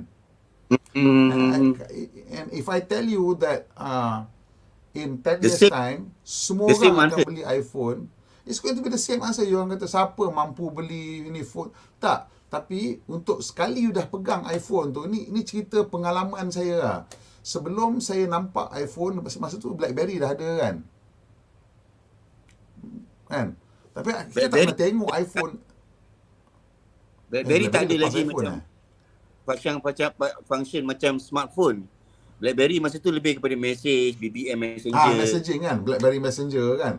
That was pretty much it, right? Ya betul, dia tak ada YouTube semua, tak ada lah dalam tu kan. Dia more like corporate punya kerja punya tools kan. So I remember ni, masa tu kawan I seorang, dia balik daripada US, dia bawa balik 20 kotak iPhone. Nak bagi kat kawan-kawan. I mean, orang kaya lah. So dia kata, hang nak ada iPhone? Aku kata, hang nak bagi ke apa? Aku nak bagi. Hang nak kata iPhone ni? Nak lah. Kan? And it was like, 2,000 lebih kan masa tu ke 3,000. Aku tak ingat lah harga dah. Which at that point in time was like, what? And bila you pegang je benda tu, memang mahal. But you immediately faham dah. This is the future. There is no way of turning back already. That's right. Kita gelak dekat Steve Jobs, kata dia pandai cakap macam, ya betul, but that's it, you know. The concept and the idea is so far ahead of its time. You tengok je, you pegang je dah faham dah. Saya you know, bila baca Mr. Hamba Allah ni punya komen, saya teringat zaman 80-an dulu. The same dialogue, ayat yang sama. Bila uncle saya datang rumah, bawa handphone, apa benda tu nama? Dengkol yang besar tu, macam bag tu. Bag tu. Right? And masa tu saya dengan bapak saya dengan bapak saya dengan mak saya cakap dekat pakcik saya, oh ini orang kaya je boleh pakai ni. Lepas tu kita buat lawak lagi, kalau baling kat lembu mati ni. Sebab masa tu saya dengan arwah bapak saya dengan mak saya fikir, telefon yang ada kat rumah ni cukup lah. Right? Siapa yang nak bertengger setiap hari dengan telefon? Betul tak? Betul. But that was it, man. That was the time masa tu. Tapi bila dah 90 semua orang dah pakai Nokia. Saya pergi belajar dekat England. And masa tu kita orang student mara. Kita orang dapat allowance lah, dapat apa, sponsorship lah kan. So duit dah sponsorship tu nak beli handphone lah kan. Masa tu umur 20 tahun dah pakai dah Nokia pisang. Right? And 10 tahun sebelum saya pakai Nokia pisang tu, saya cakap ini orang kaya punya je. Orang kaya je boleh pakai. I say the same word. Sama juga bila datang iPhone. Saya cakap, siapa nak pakai phone yang main sentuh-sentuh lah. Because iPhone dia cuma main Takut rosak kan. Yes, takut rosak.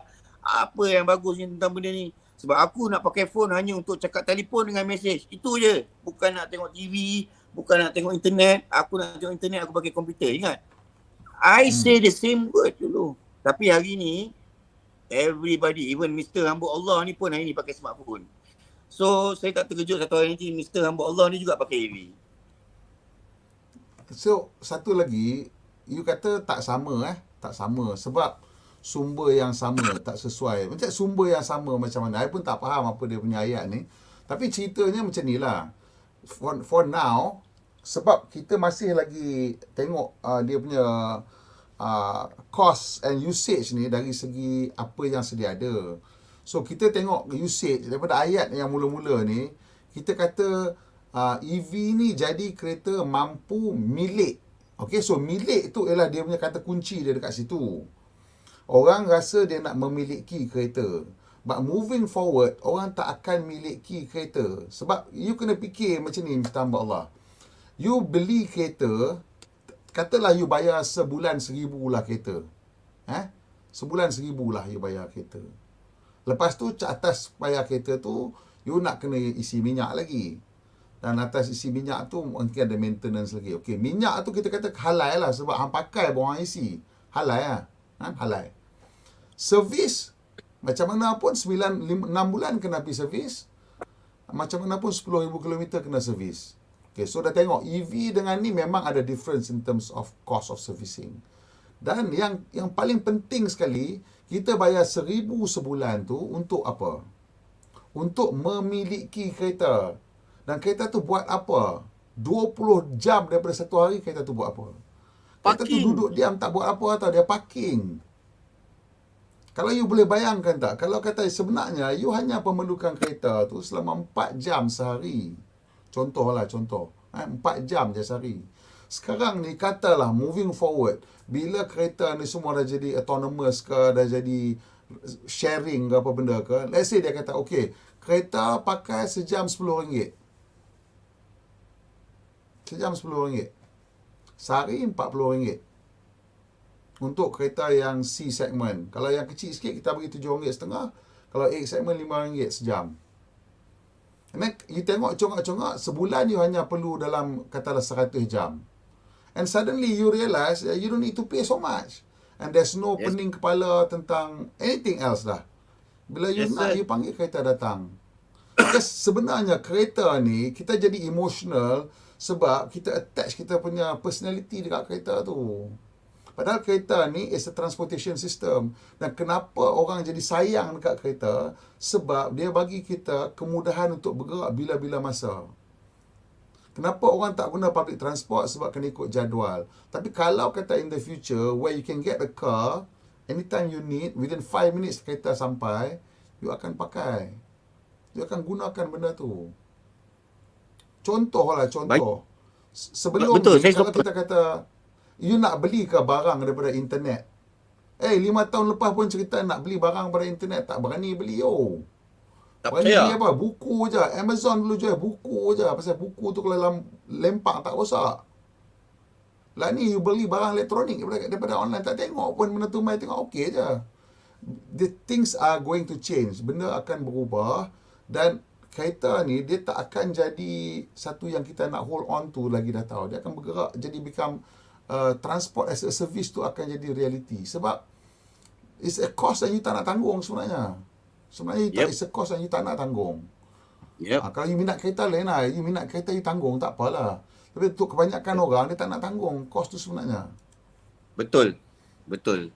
Ini yang dia katakan wastage. Kan? Kita beli kereta, bayar bulan-bulan tapi parking. Right? Yes.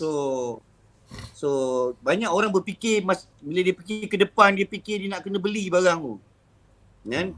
Tapi orang tak tahu yang negara-negara yang dah pergi EV ni, dia dah tak miliki dah sekarang ni. Kan? So ini yang mungkin otak orang kita tak prepare lagi. Tapi this will come lah.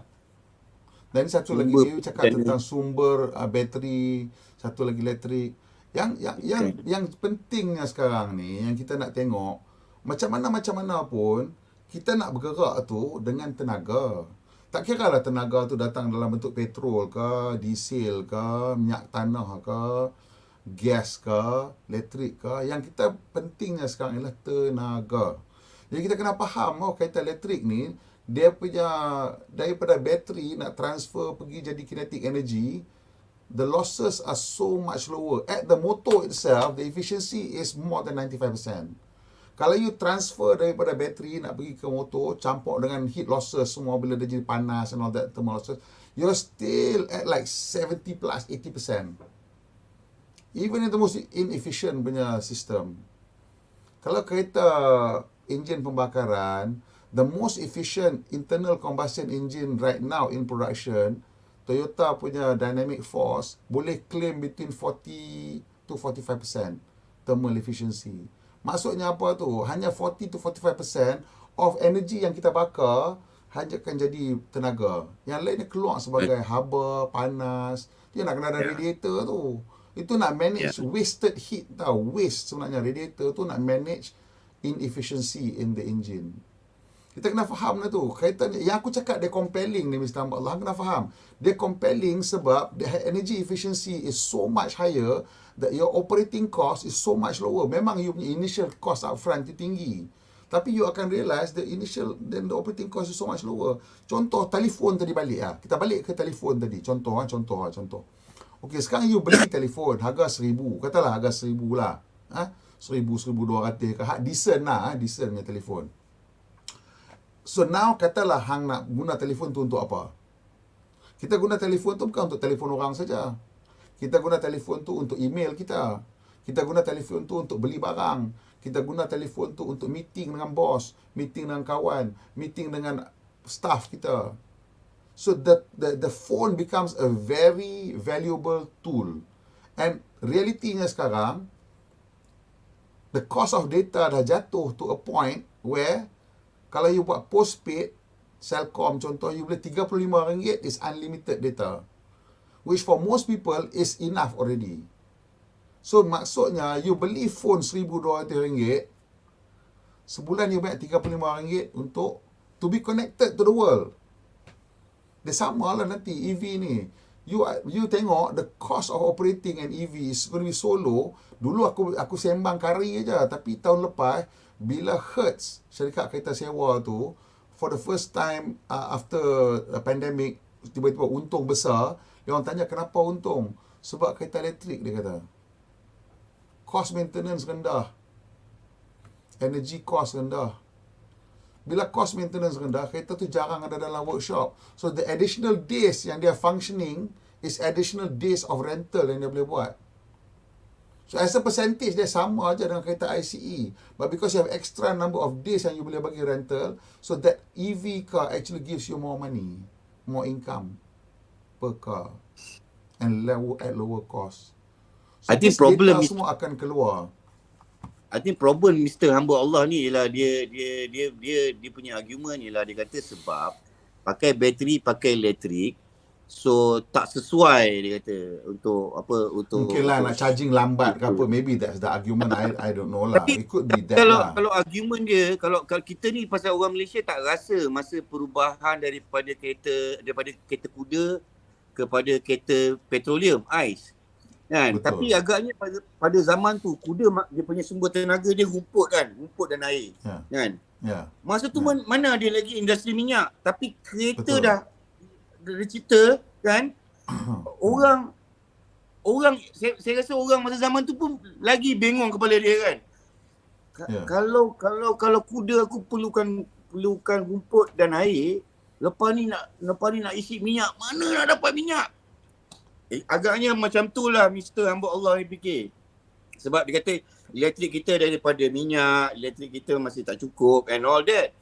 Tapi macam kita belajar daripada kes kereta ais lah kan. In the end, syarikat minyak tertubuh, industri minyak tersendiri, satu industri yang besar hari ni, the biggest industry in the world is minyak, right?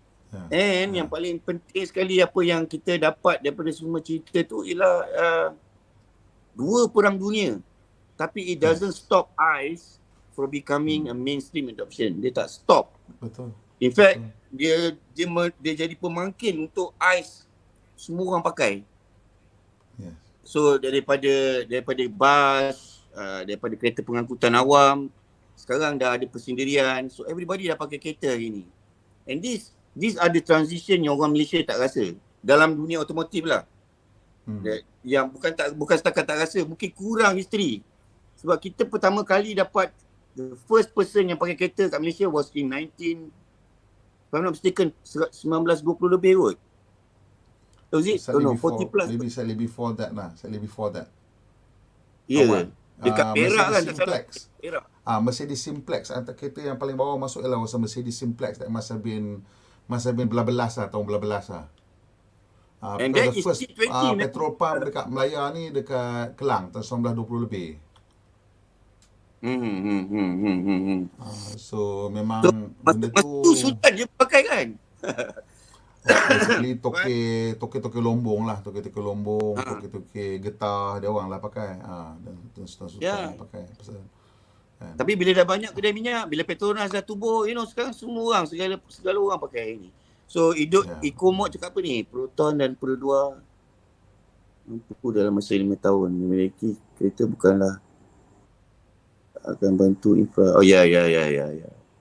Betul lah, Proton nak buat 2027.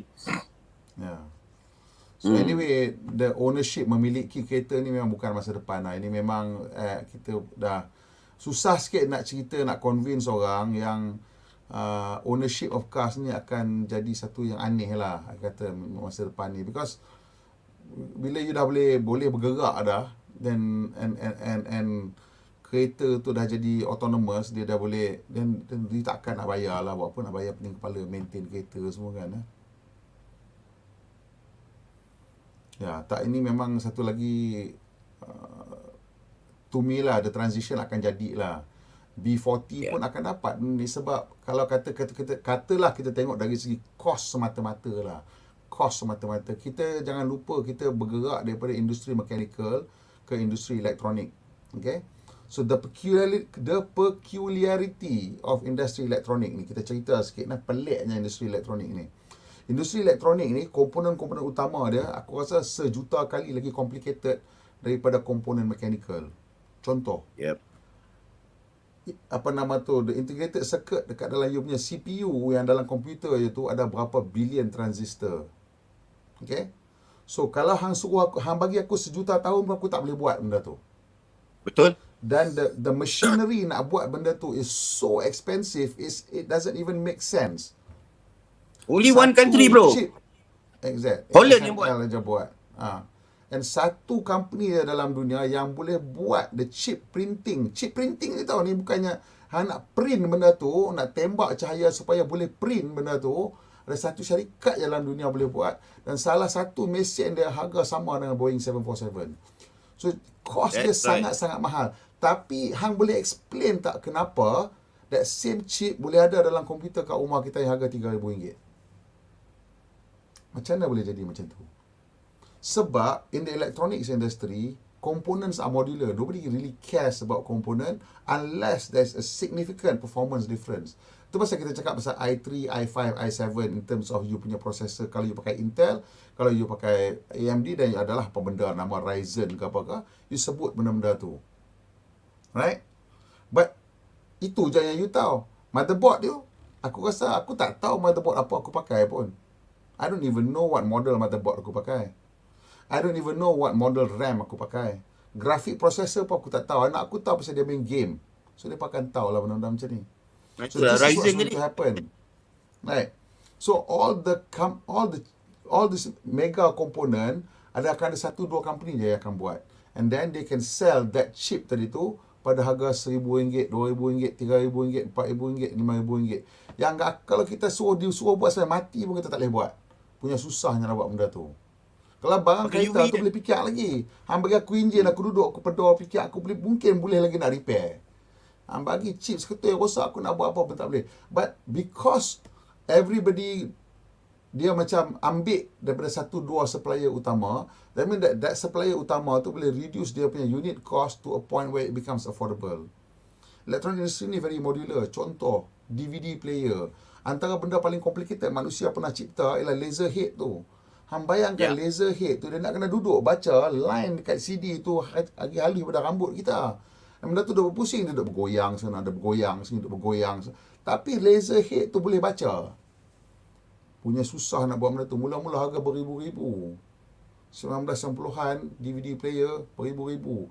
Kalau laser disc sampai 4-5 ribu laser disc player. Mai tahun 2000 boleh beli kat Tesco RM199. Benda sama lah. Tapi lah ada Netflix. Beli pun tak mau benda tu. Tak mau orang beli benda tu. Kan? Sekarang ada Kita Netflix. dah move on to something completely different dah. CD right. dulu ya tu DVD, ingat tak DVD apa laser disc tak besar macam pinggan tu? Saya pernah tengok tahun That is 90-an. sebenarnya ada such low density, such low resolution. Any thumbnail, thumb drive sekarang dah boleh contains more than that big laser disc. Dan this is cost lah, ni RM35 lah. And RM20, you know what? RM30 macam kita lah. And you know what? From that example yang you bagi tu, it's clearly today tak ada siapa yang nak beli CD lagi dah. You know, because semua orang bayar subscription dekat Netflix je. Oh, masalahnya bayar sekarang ni contoh sekarang ni, kalau I beli CD sekalipun, it's useless. You know why? Satu video I buat sekarang untuk YouTube macam ni tau, tak boleh masuk dalam CD tu pun. 700 aja. Yang besar dulu 1.3. Ya. 1.3 gig kita nak masuk. Macam mana aku punya video satu dekat YouTube setengah jam, dah dekat 2 gig, 4 gig, kadang-kadang setengah. Nak transfer pun tak boleh pakai. It has become useless. So this is what's moving forward. It's just the technology dah advance so much that you takkan nak punya benda tu. Dan harga dia akan turun. You jangan risau tentang harga lah. Harga tu akan turun and it just itu je. Dan kalau ni kenapa you jualan ice car ni, jangan salah faham. Ini untuk kereta baru. Ramai orang ingat pandangan minta kerajaan hadkan tempoh jualan ice car ni bukan untuk kereta second hand. Dia untuk kereta baru. So bila kita ada had, then barulah kita akan dapat teknologi yang akan membolehkan kereta-kereta EV ni mampu bilik. Sebab tu kalau kita tak letak had tu, kita tak boleh organize the industry. The industry tak boleh organize itself nak develop benda-benda ni. Because tak ada keperluan.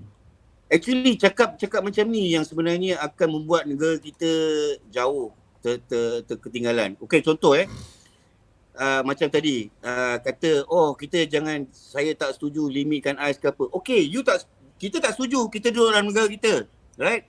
Tapi kita ada orang dekat Johor yang tiap-tiap hari kerja dekat Singapura. For example sekarang Singapura ada peraturan limitkan ais, and dia orang akan terus ban ais by 2040 tak salah saya.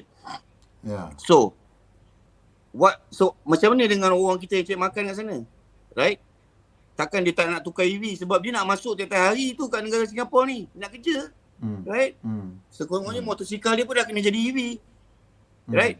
So walaupun kita buat undang-undang, kita tak payah limitkan ais apa semua, tetapi undang-undang kat keliling negara jiran kita, pasal dia buat undang-undang tu kat negara dia orang, kita terpaksa ikut juga nanti. Lori yang lalu lalang daripada Thailand pergi ke Singapura, right? Kalau dah Thailand kena pakai EV, yang lalu dekat Malaysia mestilah yang pakai EV juga sampai ke Singapura, right? Yeah. Tapi lori Malaysia pakai minyak. Nak masuk Thailand tak boleh. Kalah. Satu tu, dua kalah, kos tinggi. So bila kita sempitkan akal kita sebenarnya tak nampak yang kesempitan ni akan menyebabkan kita menyusahkan orang kita sendiri nanti. Negara kita yang akan rugi nanti dari segi trade punya barrier. Sebab yelah, dah lori kita tak boleh masuk, kita kena tunggu lori EV dekat border, lori EV tu akan bawa naik atas. Orang Thailand yang akan buat duit, orang Singapura yang akan buat duit, right? So ini yang kita kena ambil port sebenarnya. Kita kena mula start look at this as macam mana nak menguntungkan kita. Saya tak faham orang yang defend ICE punya teknologi ni, saya tak faham kenapa yang diorang terlampau macam diorang punya industri. I don't get it. Sedangkan yang punya industri ni Jepun, Germany. So ni dia punya point dari situ kena tak perlu ada special policy. So untuk sebenarnya aku setuju tak perlu ada special policy. Kalau kau biarkan market ni lepas pun tak kisah, tak ada masalah. Tapi kenapa aku push untuk limit on the sell by date for ICE ialah untuk selamatkan industri automotif tempatan.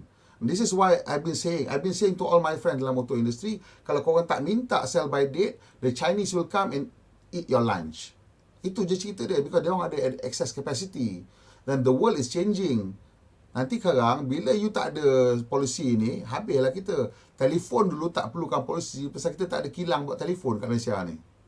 There was no big major factory yang buat phone. Mungkinlah ada sikit, satu dua ke kat mana aku tak tahu. Tapi there's no such thing as a big company yang datang buat phone specially kat Malaysia yang kita tahu. Itulah kilang buat iPhone kat situ Nokia punya kilang kat sini lah buat.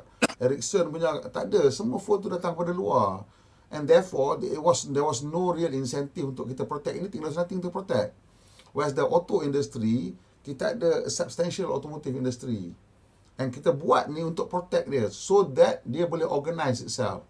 Kena faham aku minta ni so that akan force dia orang. So when you put like a sell by date, katalah untuk IC ini, kereta baru, kau jangan salah faham. Kereta lama nak pakai sama meletup, berkecai pun tak apa. Bila you put a sell by date, then everybody boleh plug in dia punya business model and you see the adoption curve, baru you nampak mana you nak invest. Itu je cerita dah. That's all I'm saying. Kalau kau lepas free for all pun, there's no skin of my nose. Because I don't really care. I have no skin in this game. Cuma kawan-kawan aku ramai dalam industri otomotif. So aku nak tolong lah. I'm just somebody yang hidup on reviewing kereta and makan duit iklan. Siapa masuk pun aku still kejar duit iklan tu juga. Tapi ni kawan-kawan aku dalam auto industry, dekat Proton, dekat Pro2. Kalau aku tak push for this, for the government to insist that they have to do this, dia orang akan naya nanti.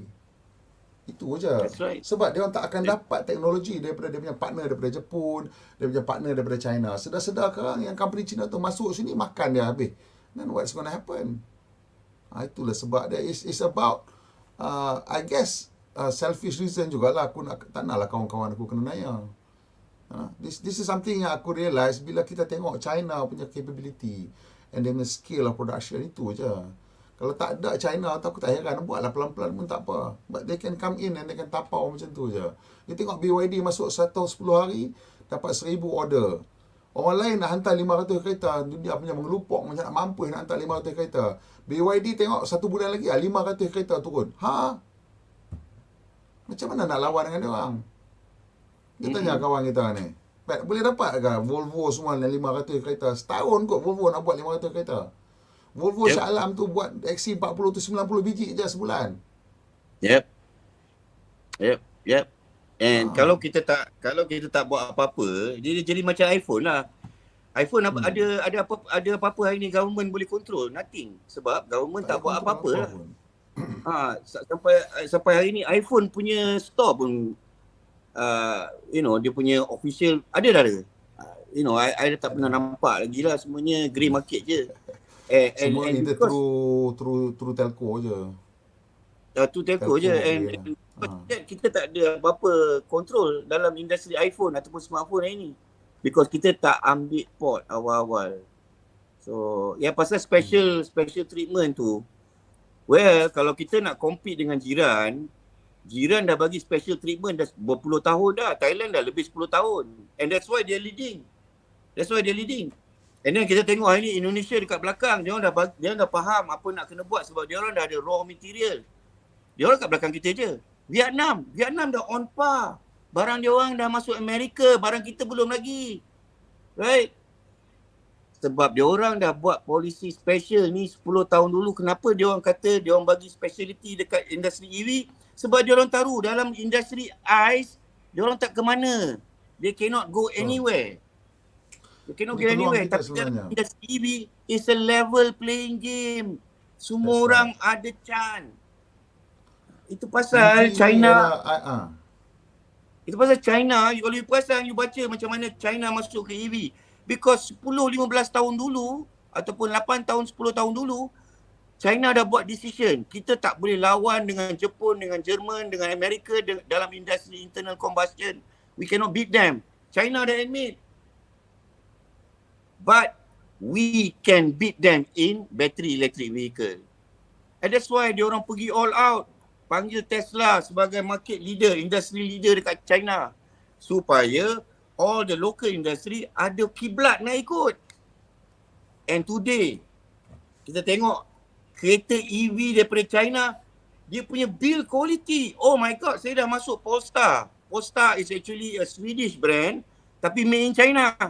Right? Dia punya build quality dah equal dengan Europe and Japan. Equal. yes. Yes. And that is only 10 years China make that decision. Hari ni kita tak boleh lawan dengan mereka dalam industri internal combustion. Hari ni kita kena lawan dengan dunia dalam industri battery electric vehicle. And they make a right choice. And today, Yes. the top 10 of automotive company in the world is Chinese. Yeah. Honda dah kena sepak from top 10 already. Siapa sepak dia? The Chinese company. And kalau orang Malaysia fikir kita nak compete dengan orang, dengan brand luar, dia EV brand. Tengok hari ni Tesla. Tesla tak ada history. Tak macam Mercedes, tak macam BMW, tapi Tesla hari ni numero uno. So, Mr. Hamba Allah, saya pun happy awak dah setuju, but you know, kita bukan nak menyalahkan ataupun nak menghentam you, tak, Mr. Hamba Allah, tapi kita nak you buka fikiran sikit. Fikir untuk negara, bukan untuk diri sendiri.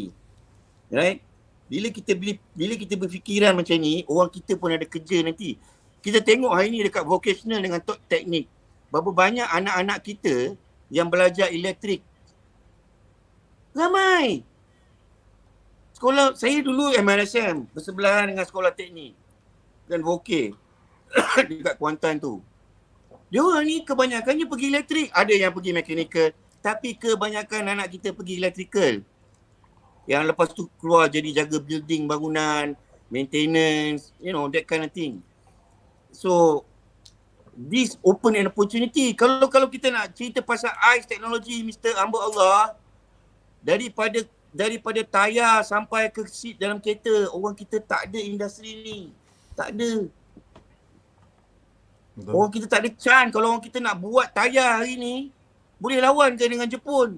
Jepun tak ada getah, tapi tayar yang terhebat daripada negara dia orang. Right?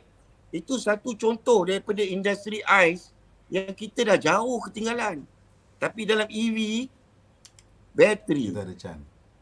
Kita ada chance. Bateri, software tu saja. Tengok multimedia, Cyberjaya kita bina sebab kita nak lahirkan all this knowledge economy punya entrepreneur. Right?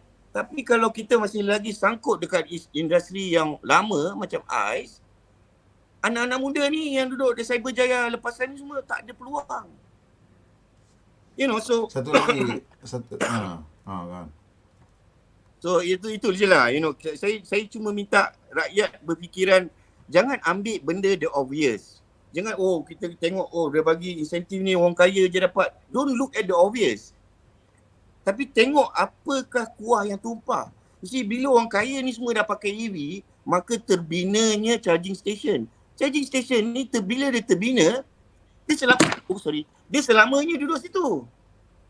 Dia duduk situ sebab lepas ni orang M40, orang B40 bila dah pakai EV, ada charging station. Kita kena fikir macam ni jauh. Orang kaya tu yang beli EV tu nanti ada budak anak-anak kita yang akan repair dia punya sistem, dia punya electrical, dia punya bateri. Ini yang kita kena fikir. Sebab kita dah tak mampu asyik duduk dekat tahap industri yang lama saja. Kita kena berubah. Untuk Thailand, dia memang bagi insentif untuk syarikat yang buat EV. So kalau syarikat buat EV, dia bagi tax break 8 tahun tak silap saya. Dia ada minimum investment lah.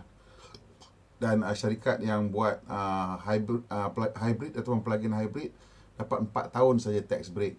So daripada situ you akan nampak banyak syarikat akan buat EV lah di Thailand.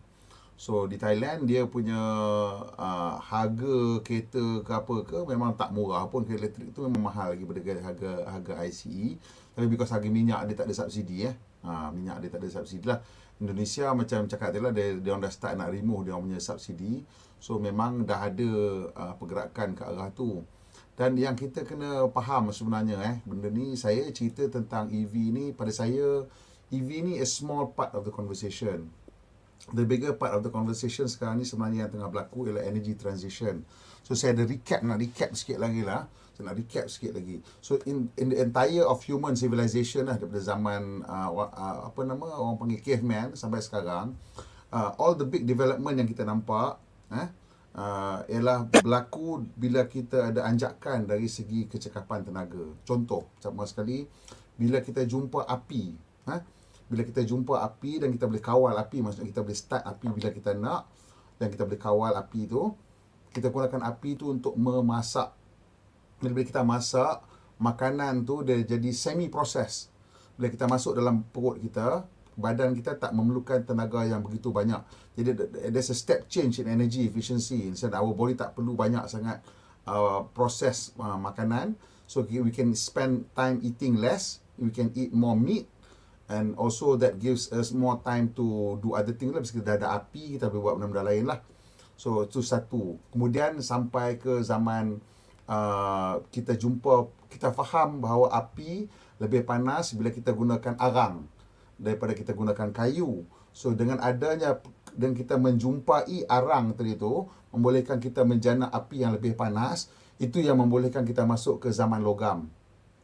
So bukannya zaman logam tu yang memberikan kita api, tak, tapi api arang tu yang membolehkan kita membuat logam lah, beras, copper, apa semua, logam-logam lembut awal tu. Dan bila kita dapat lagi jumpa lagi cara untuk meningkatkan kecekapan tenaga kita, ialah bila kita berjaya menghasilkan enjin wap berkelajuan tinggi. Enjin wap ni dah ada sejak zaman Yunani lagi sebenarnya, tapi enjin wap berkelajuan tinggi hanya wujud apabila zaman Victoria, bila the British invented high speed steam engine lah. James Trevithick, James Watt, semua tu. Trevithick of course bawa benda tu jadikan ringan tu atas tetapi James Watt invented high speed steam engine. So itu yang membolehkan kita dapat kecekapan tenaga. Satu lagi step, dia panggil industrial revolution. Sebab daripada situ apa yang berlaku setiap kali ada kecekapan. Industrial revolution tu menjadikan England tu hebat kerana cost of producing things drop. So dia orang ada cost advantage. That's why England became a superpower, sebab dia orang boleh hasilkan barang pada kos yang lebih rendah. Jadi sekarang kita nak masuk ke satu lagi step. Bila kita pergi ke renewable energy, the cost of energy akan drop. So electric car ni dia satu simptom saja benda tu. Dia one of the enablers saja. So kenapa electric car ni one of the enabler? Is because electric car ni dia pakai bateri yang banyak. So that will help us to develop the battery technology. That's why sekarang kita cerita bateri. Dia pemula perbincangan aja. Padahal kalau kita fikirkan, grid bateri ni dia tak sama dengan car bateri. Dia punya mentality dia langsung lain. Untuk car bateri kita cari benda yang mempunyai highest energy density lah, gravimetric density, maksudnya bagi ringan tapi banyak tenaga. Tapi untuk grid bateri dia tak kisah berat pun tak apa, janji kos rendah. So basically the conversation about EV ni telah menjurus kepada conversation about tenaga and conversation about battery, and itu yang kita nak kena mulakan di Malaysia ni. Sebab bila orang lain kata Indonesia, Thailand dah mula bergerak ke renewable energy, and because diorang dah ada kereta elektrik, semua dah fikir dah tak perlu dah lagi minyak, diorang dah pakai itu, cost diorang akan jatuh. The cost of energy in Thailand, in Indonesia, in Vietnam akan drop. Vietnam dah over-install sikit lah dia punya solar capacity, tapi bateri belum cukup lagi. So nanti kita akan dapati kita tak boleh nak compete dengan diorang, because of our cost is a little higher than them, or maybe significantly higher than them.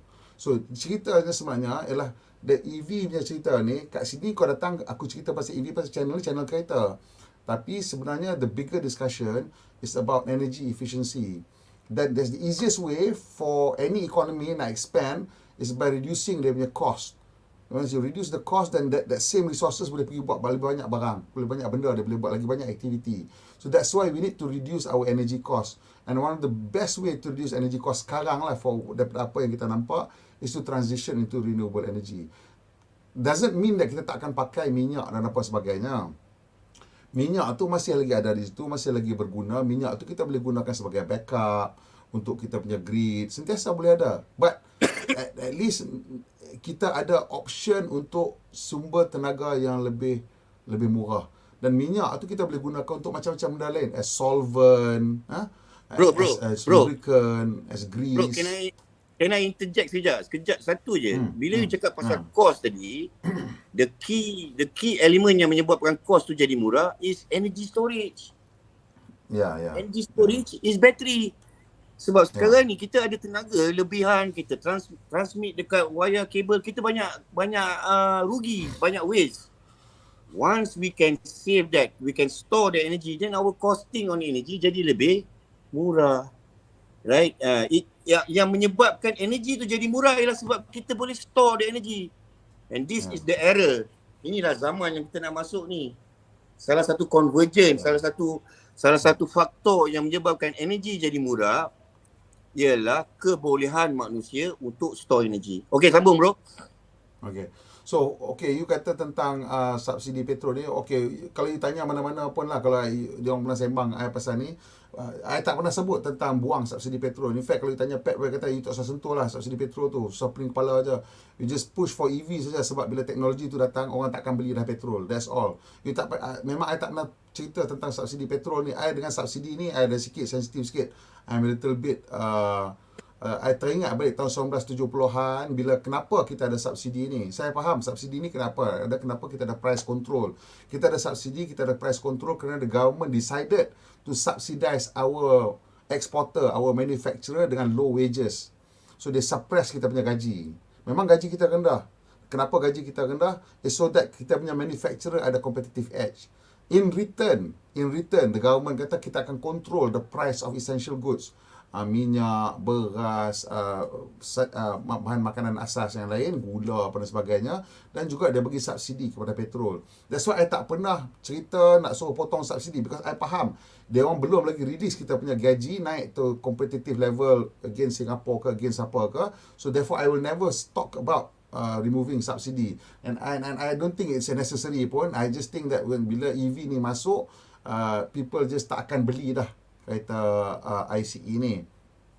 Sebab contohnya bila tiap-tiap kali saya bawa kereta EV, saya akan bawa jumpa kat kawan yang paling benci kat EV. Dan belum lagi jumpa orang yang bila dia dah bawa, dia kata aku tak mahu kereta ni. Paling tidak pun dia garuk kepala, dia kata, ish, aku rasa macam kena fikir balik lah benda ni. Kena fikir balik lah. Kena fikir balik. Sebab benda tu memang, kalau kita dah naik sekali, kita akan rasa, ish, macam tak maulah kan kereta ICE tu balik lah kan. EV harga marhain. Harga marhain dah ada. Kereta biasa bawah 50,000 pun dah sangat terhad lah. Saya rasa kalau you nak dapat kereta tu bawah 50,000 mungkin susah.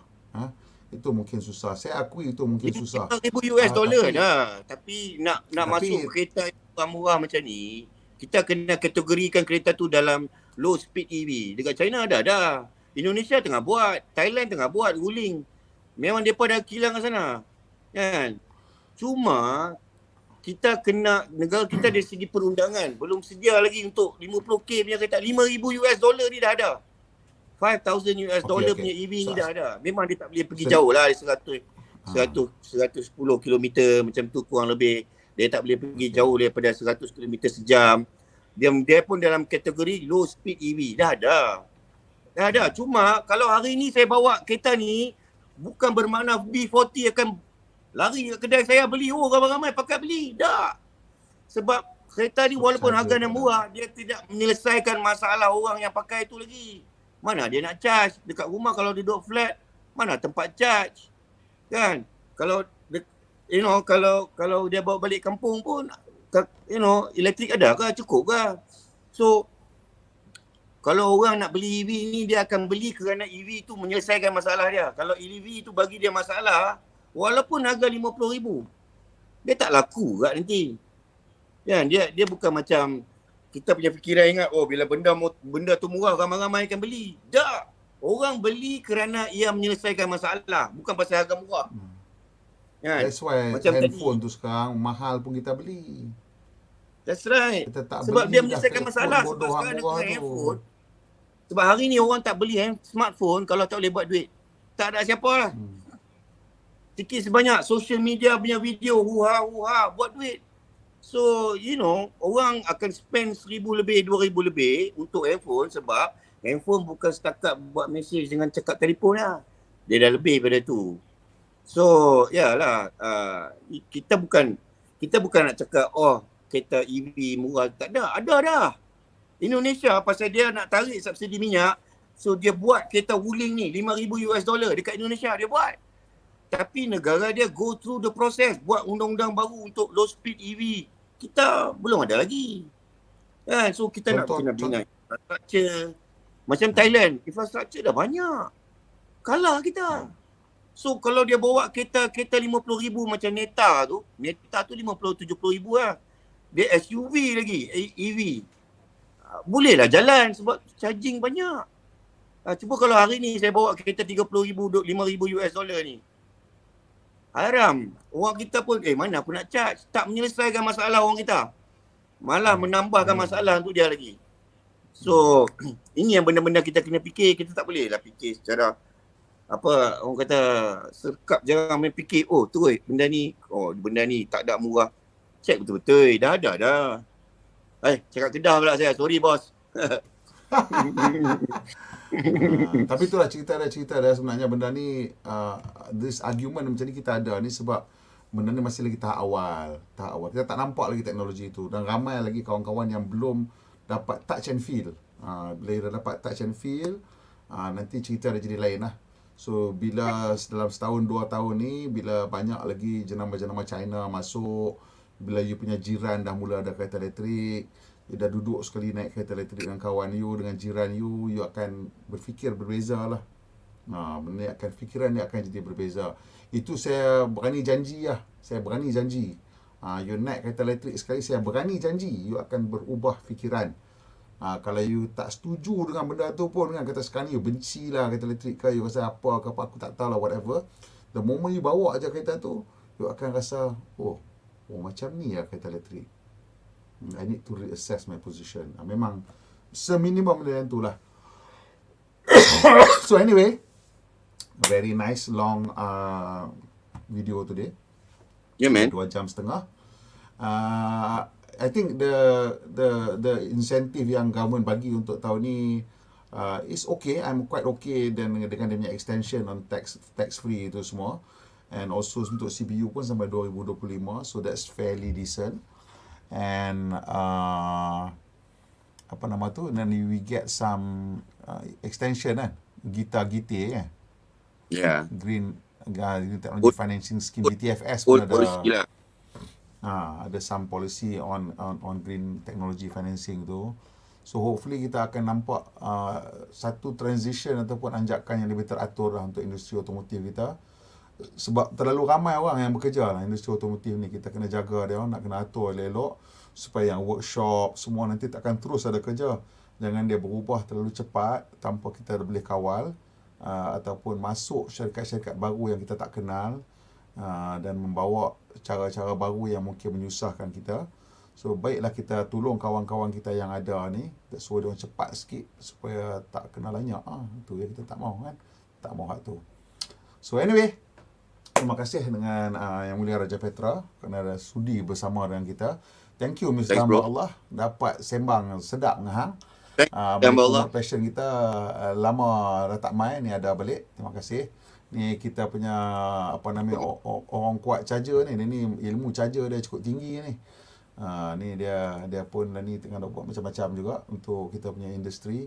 One of the pioneers yang pasang charger dekat Malaysia ni, mai komod passion kita ni. So sampai situ je kita malam ni. Saya ucapkan terima kasih lah duduk dengan kita lama sampai 2 jam lebih.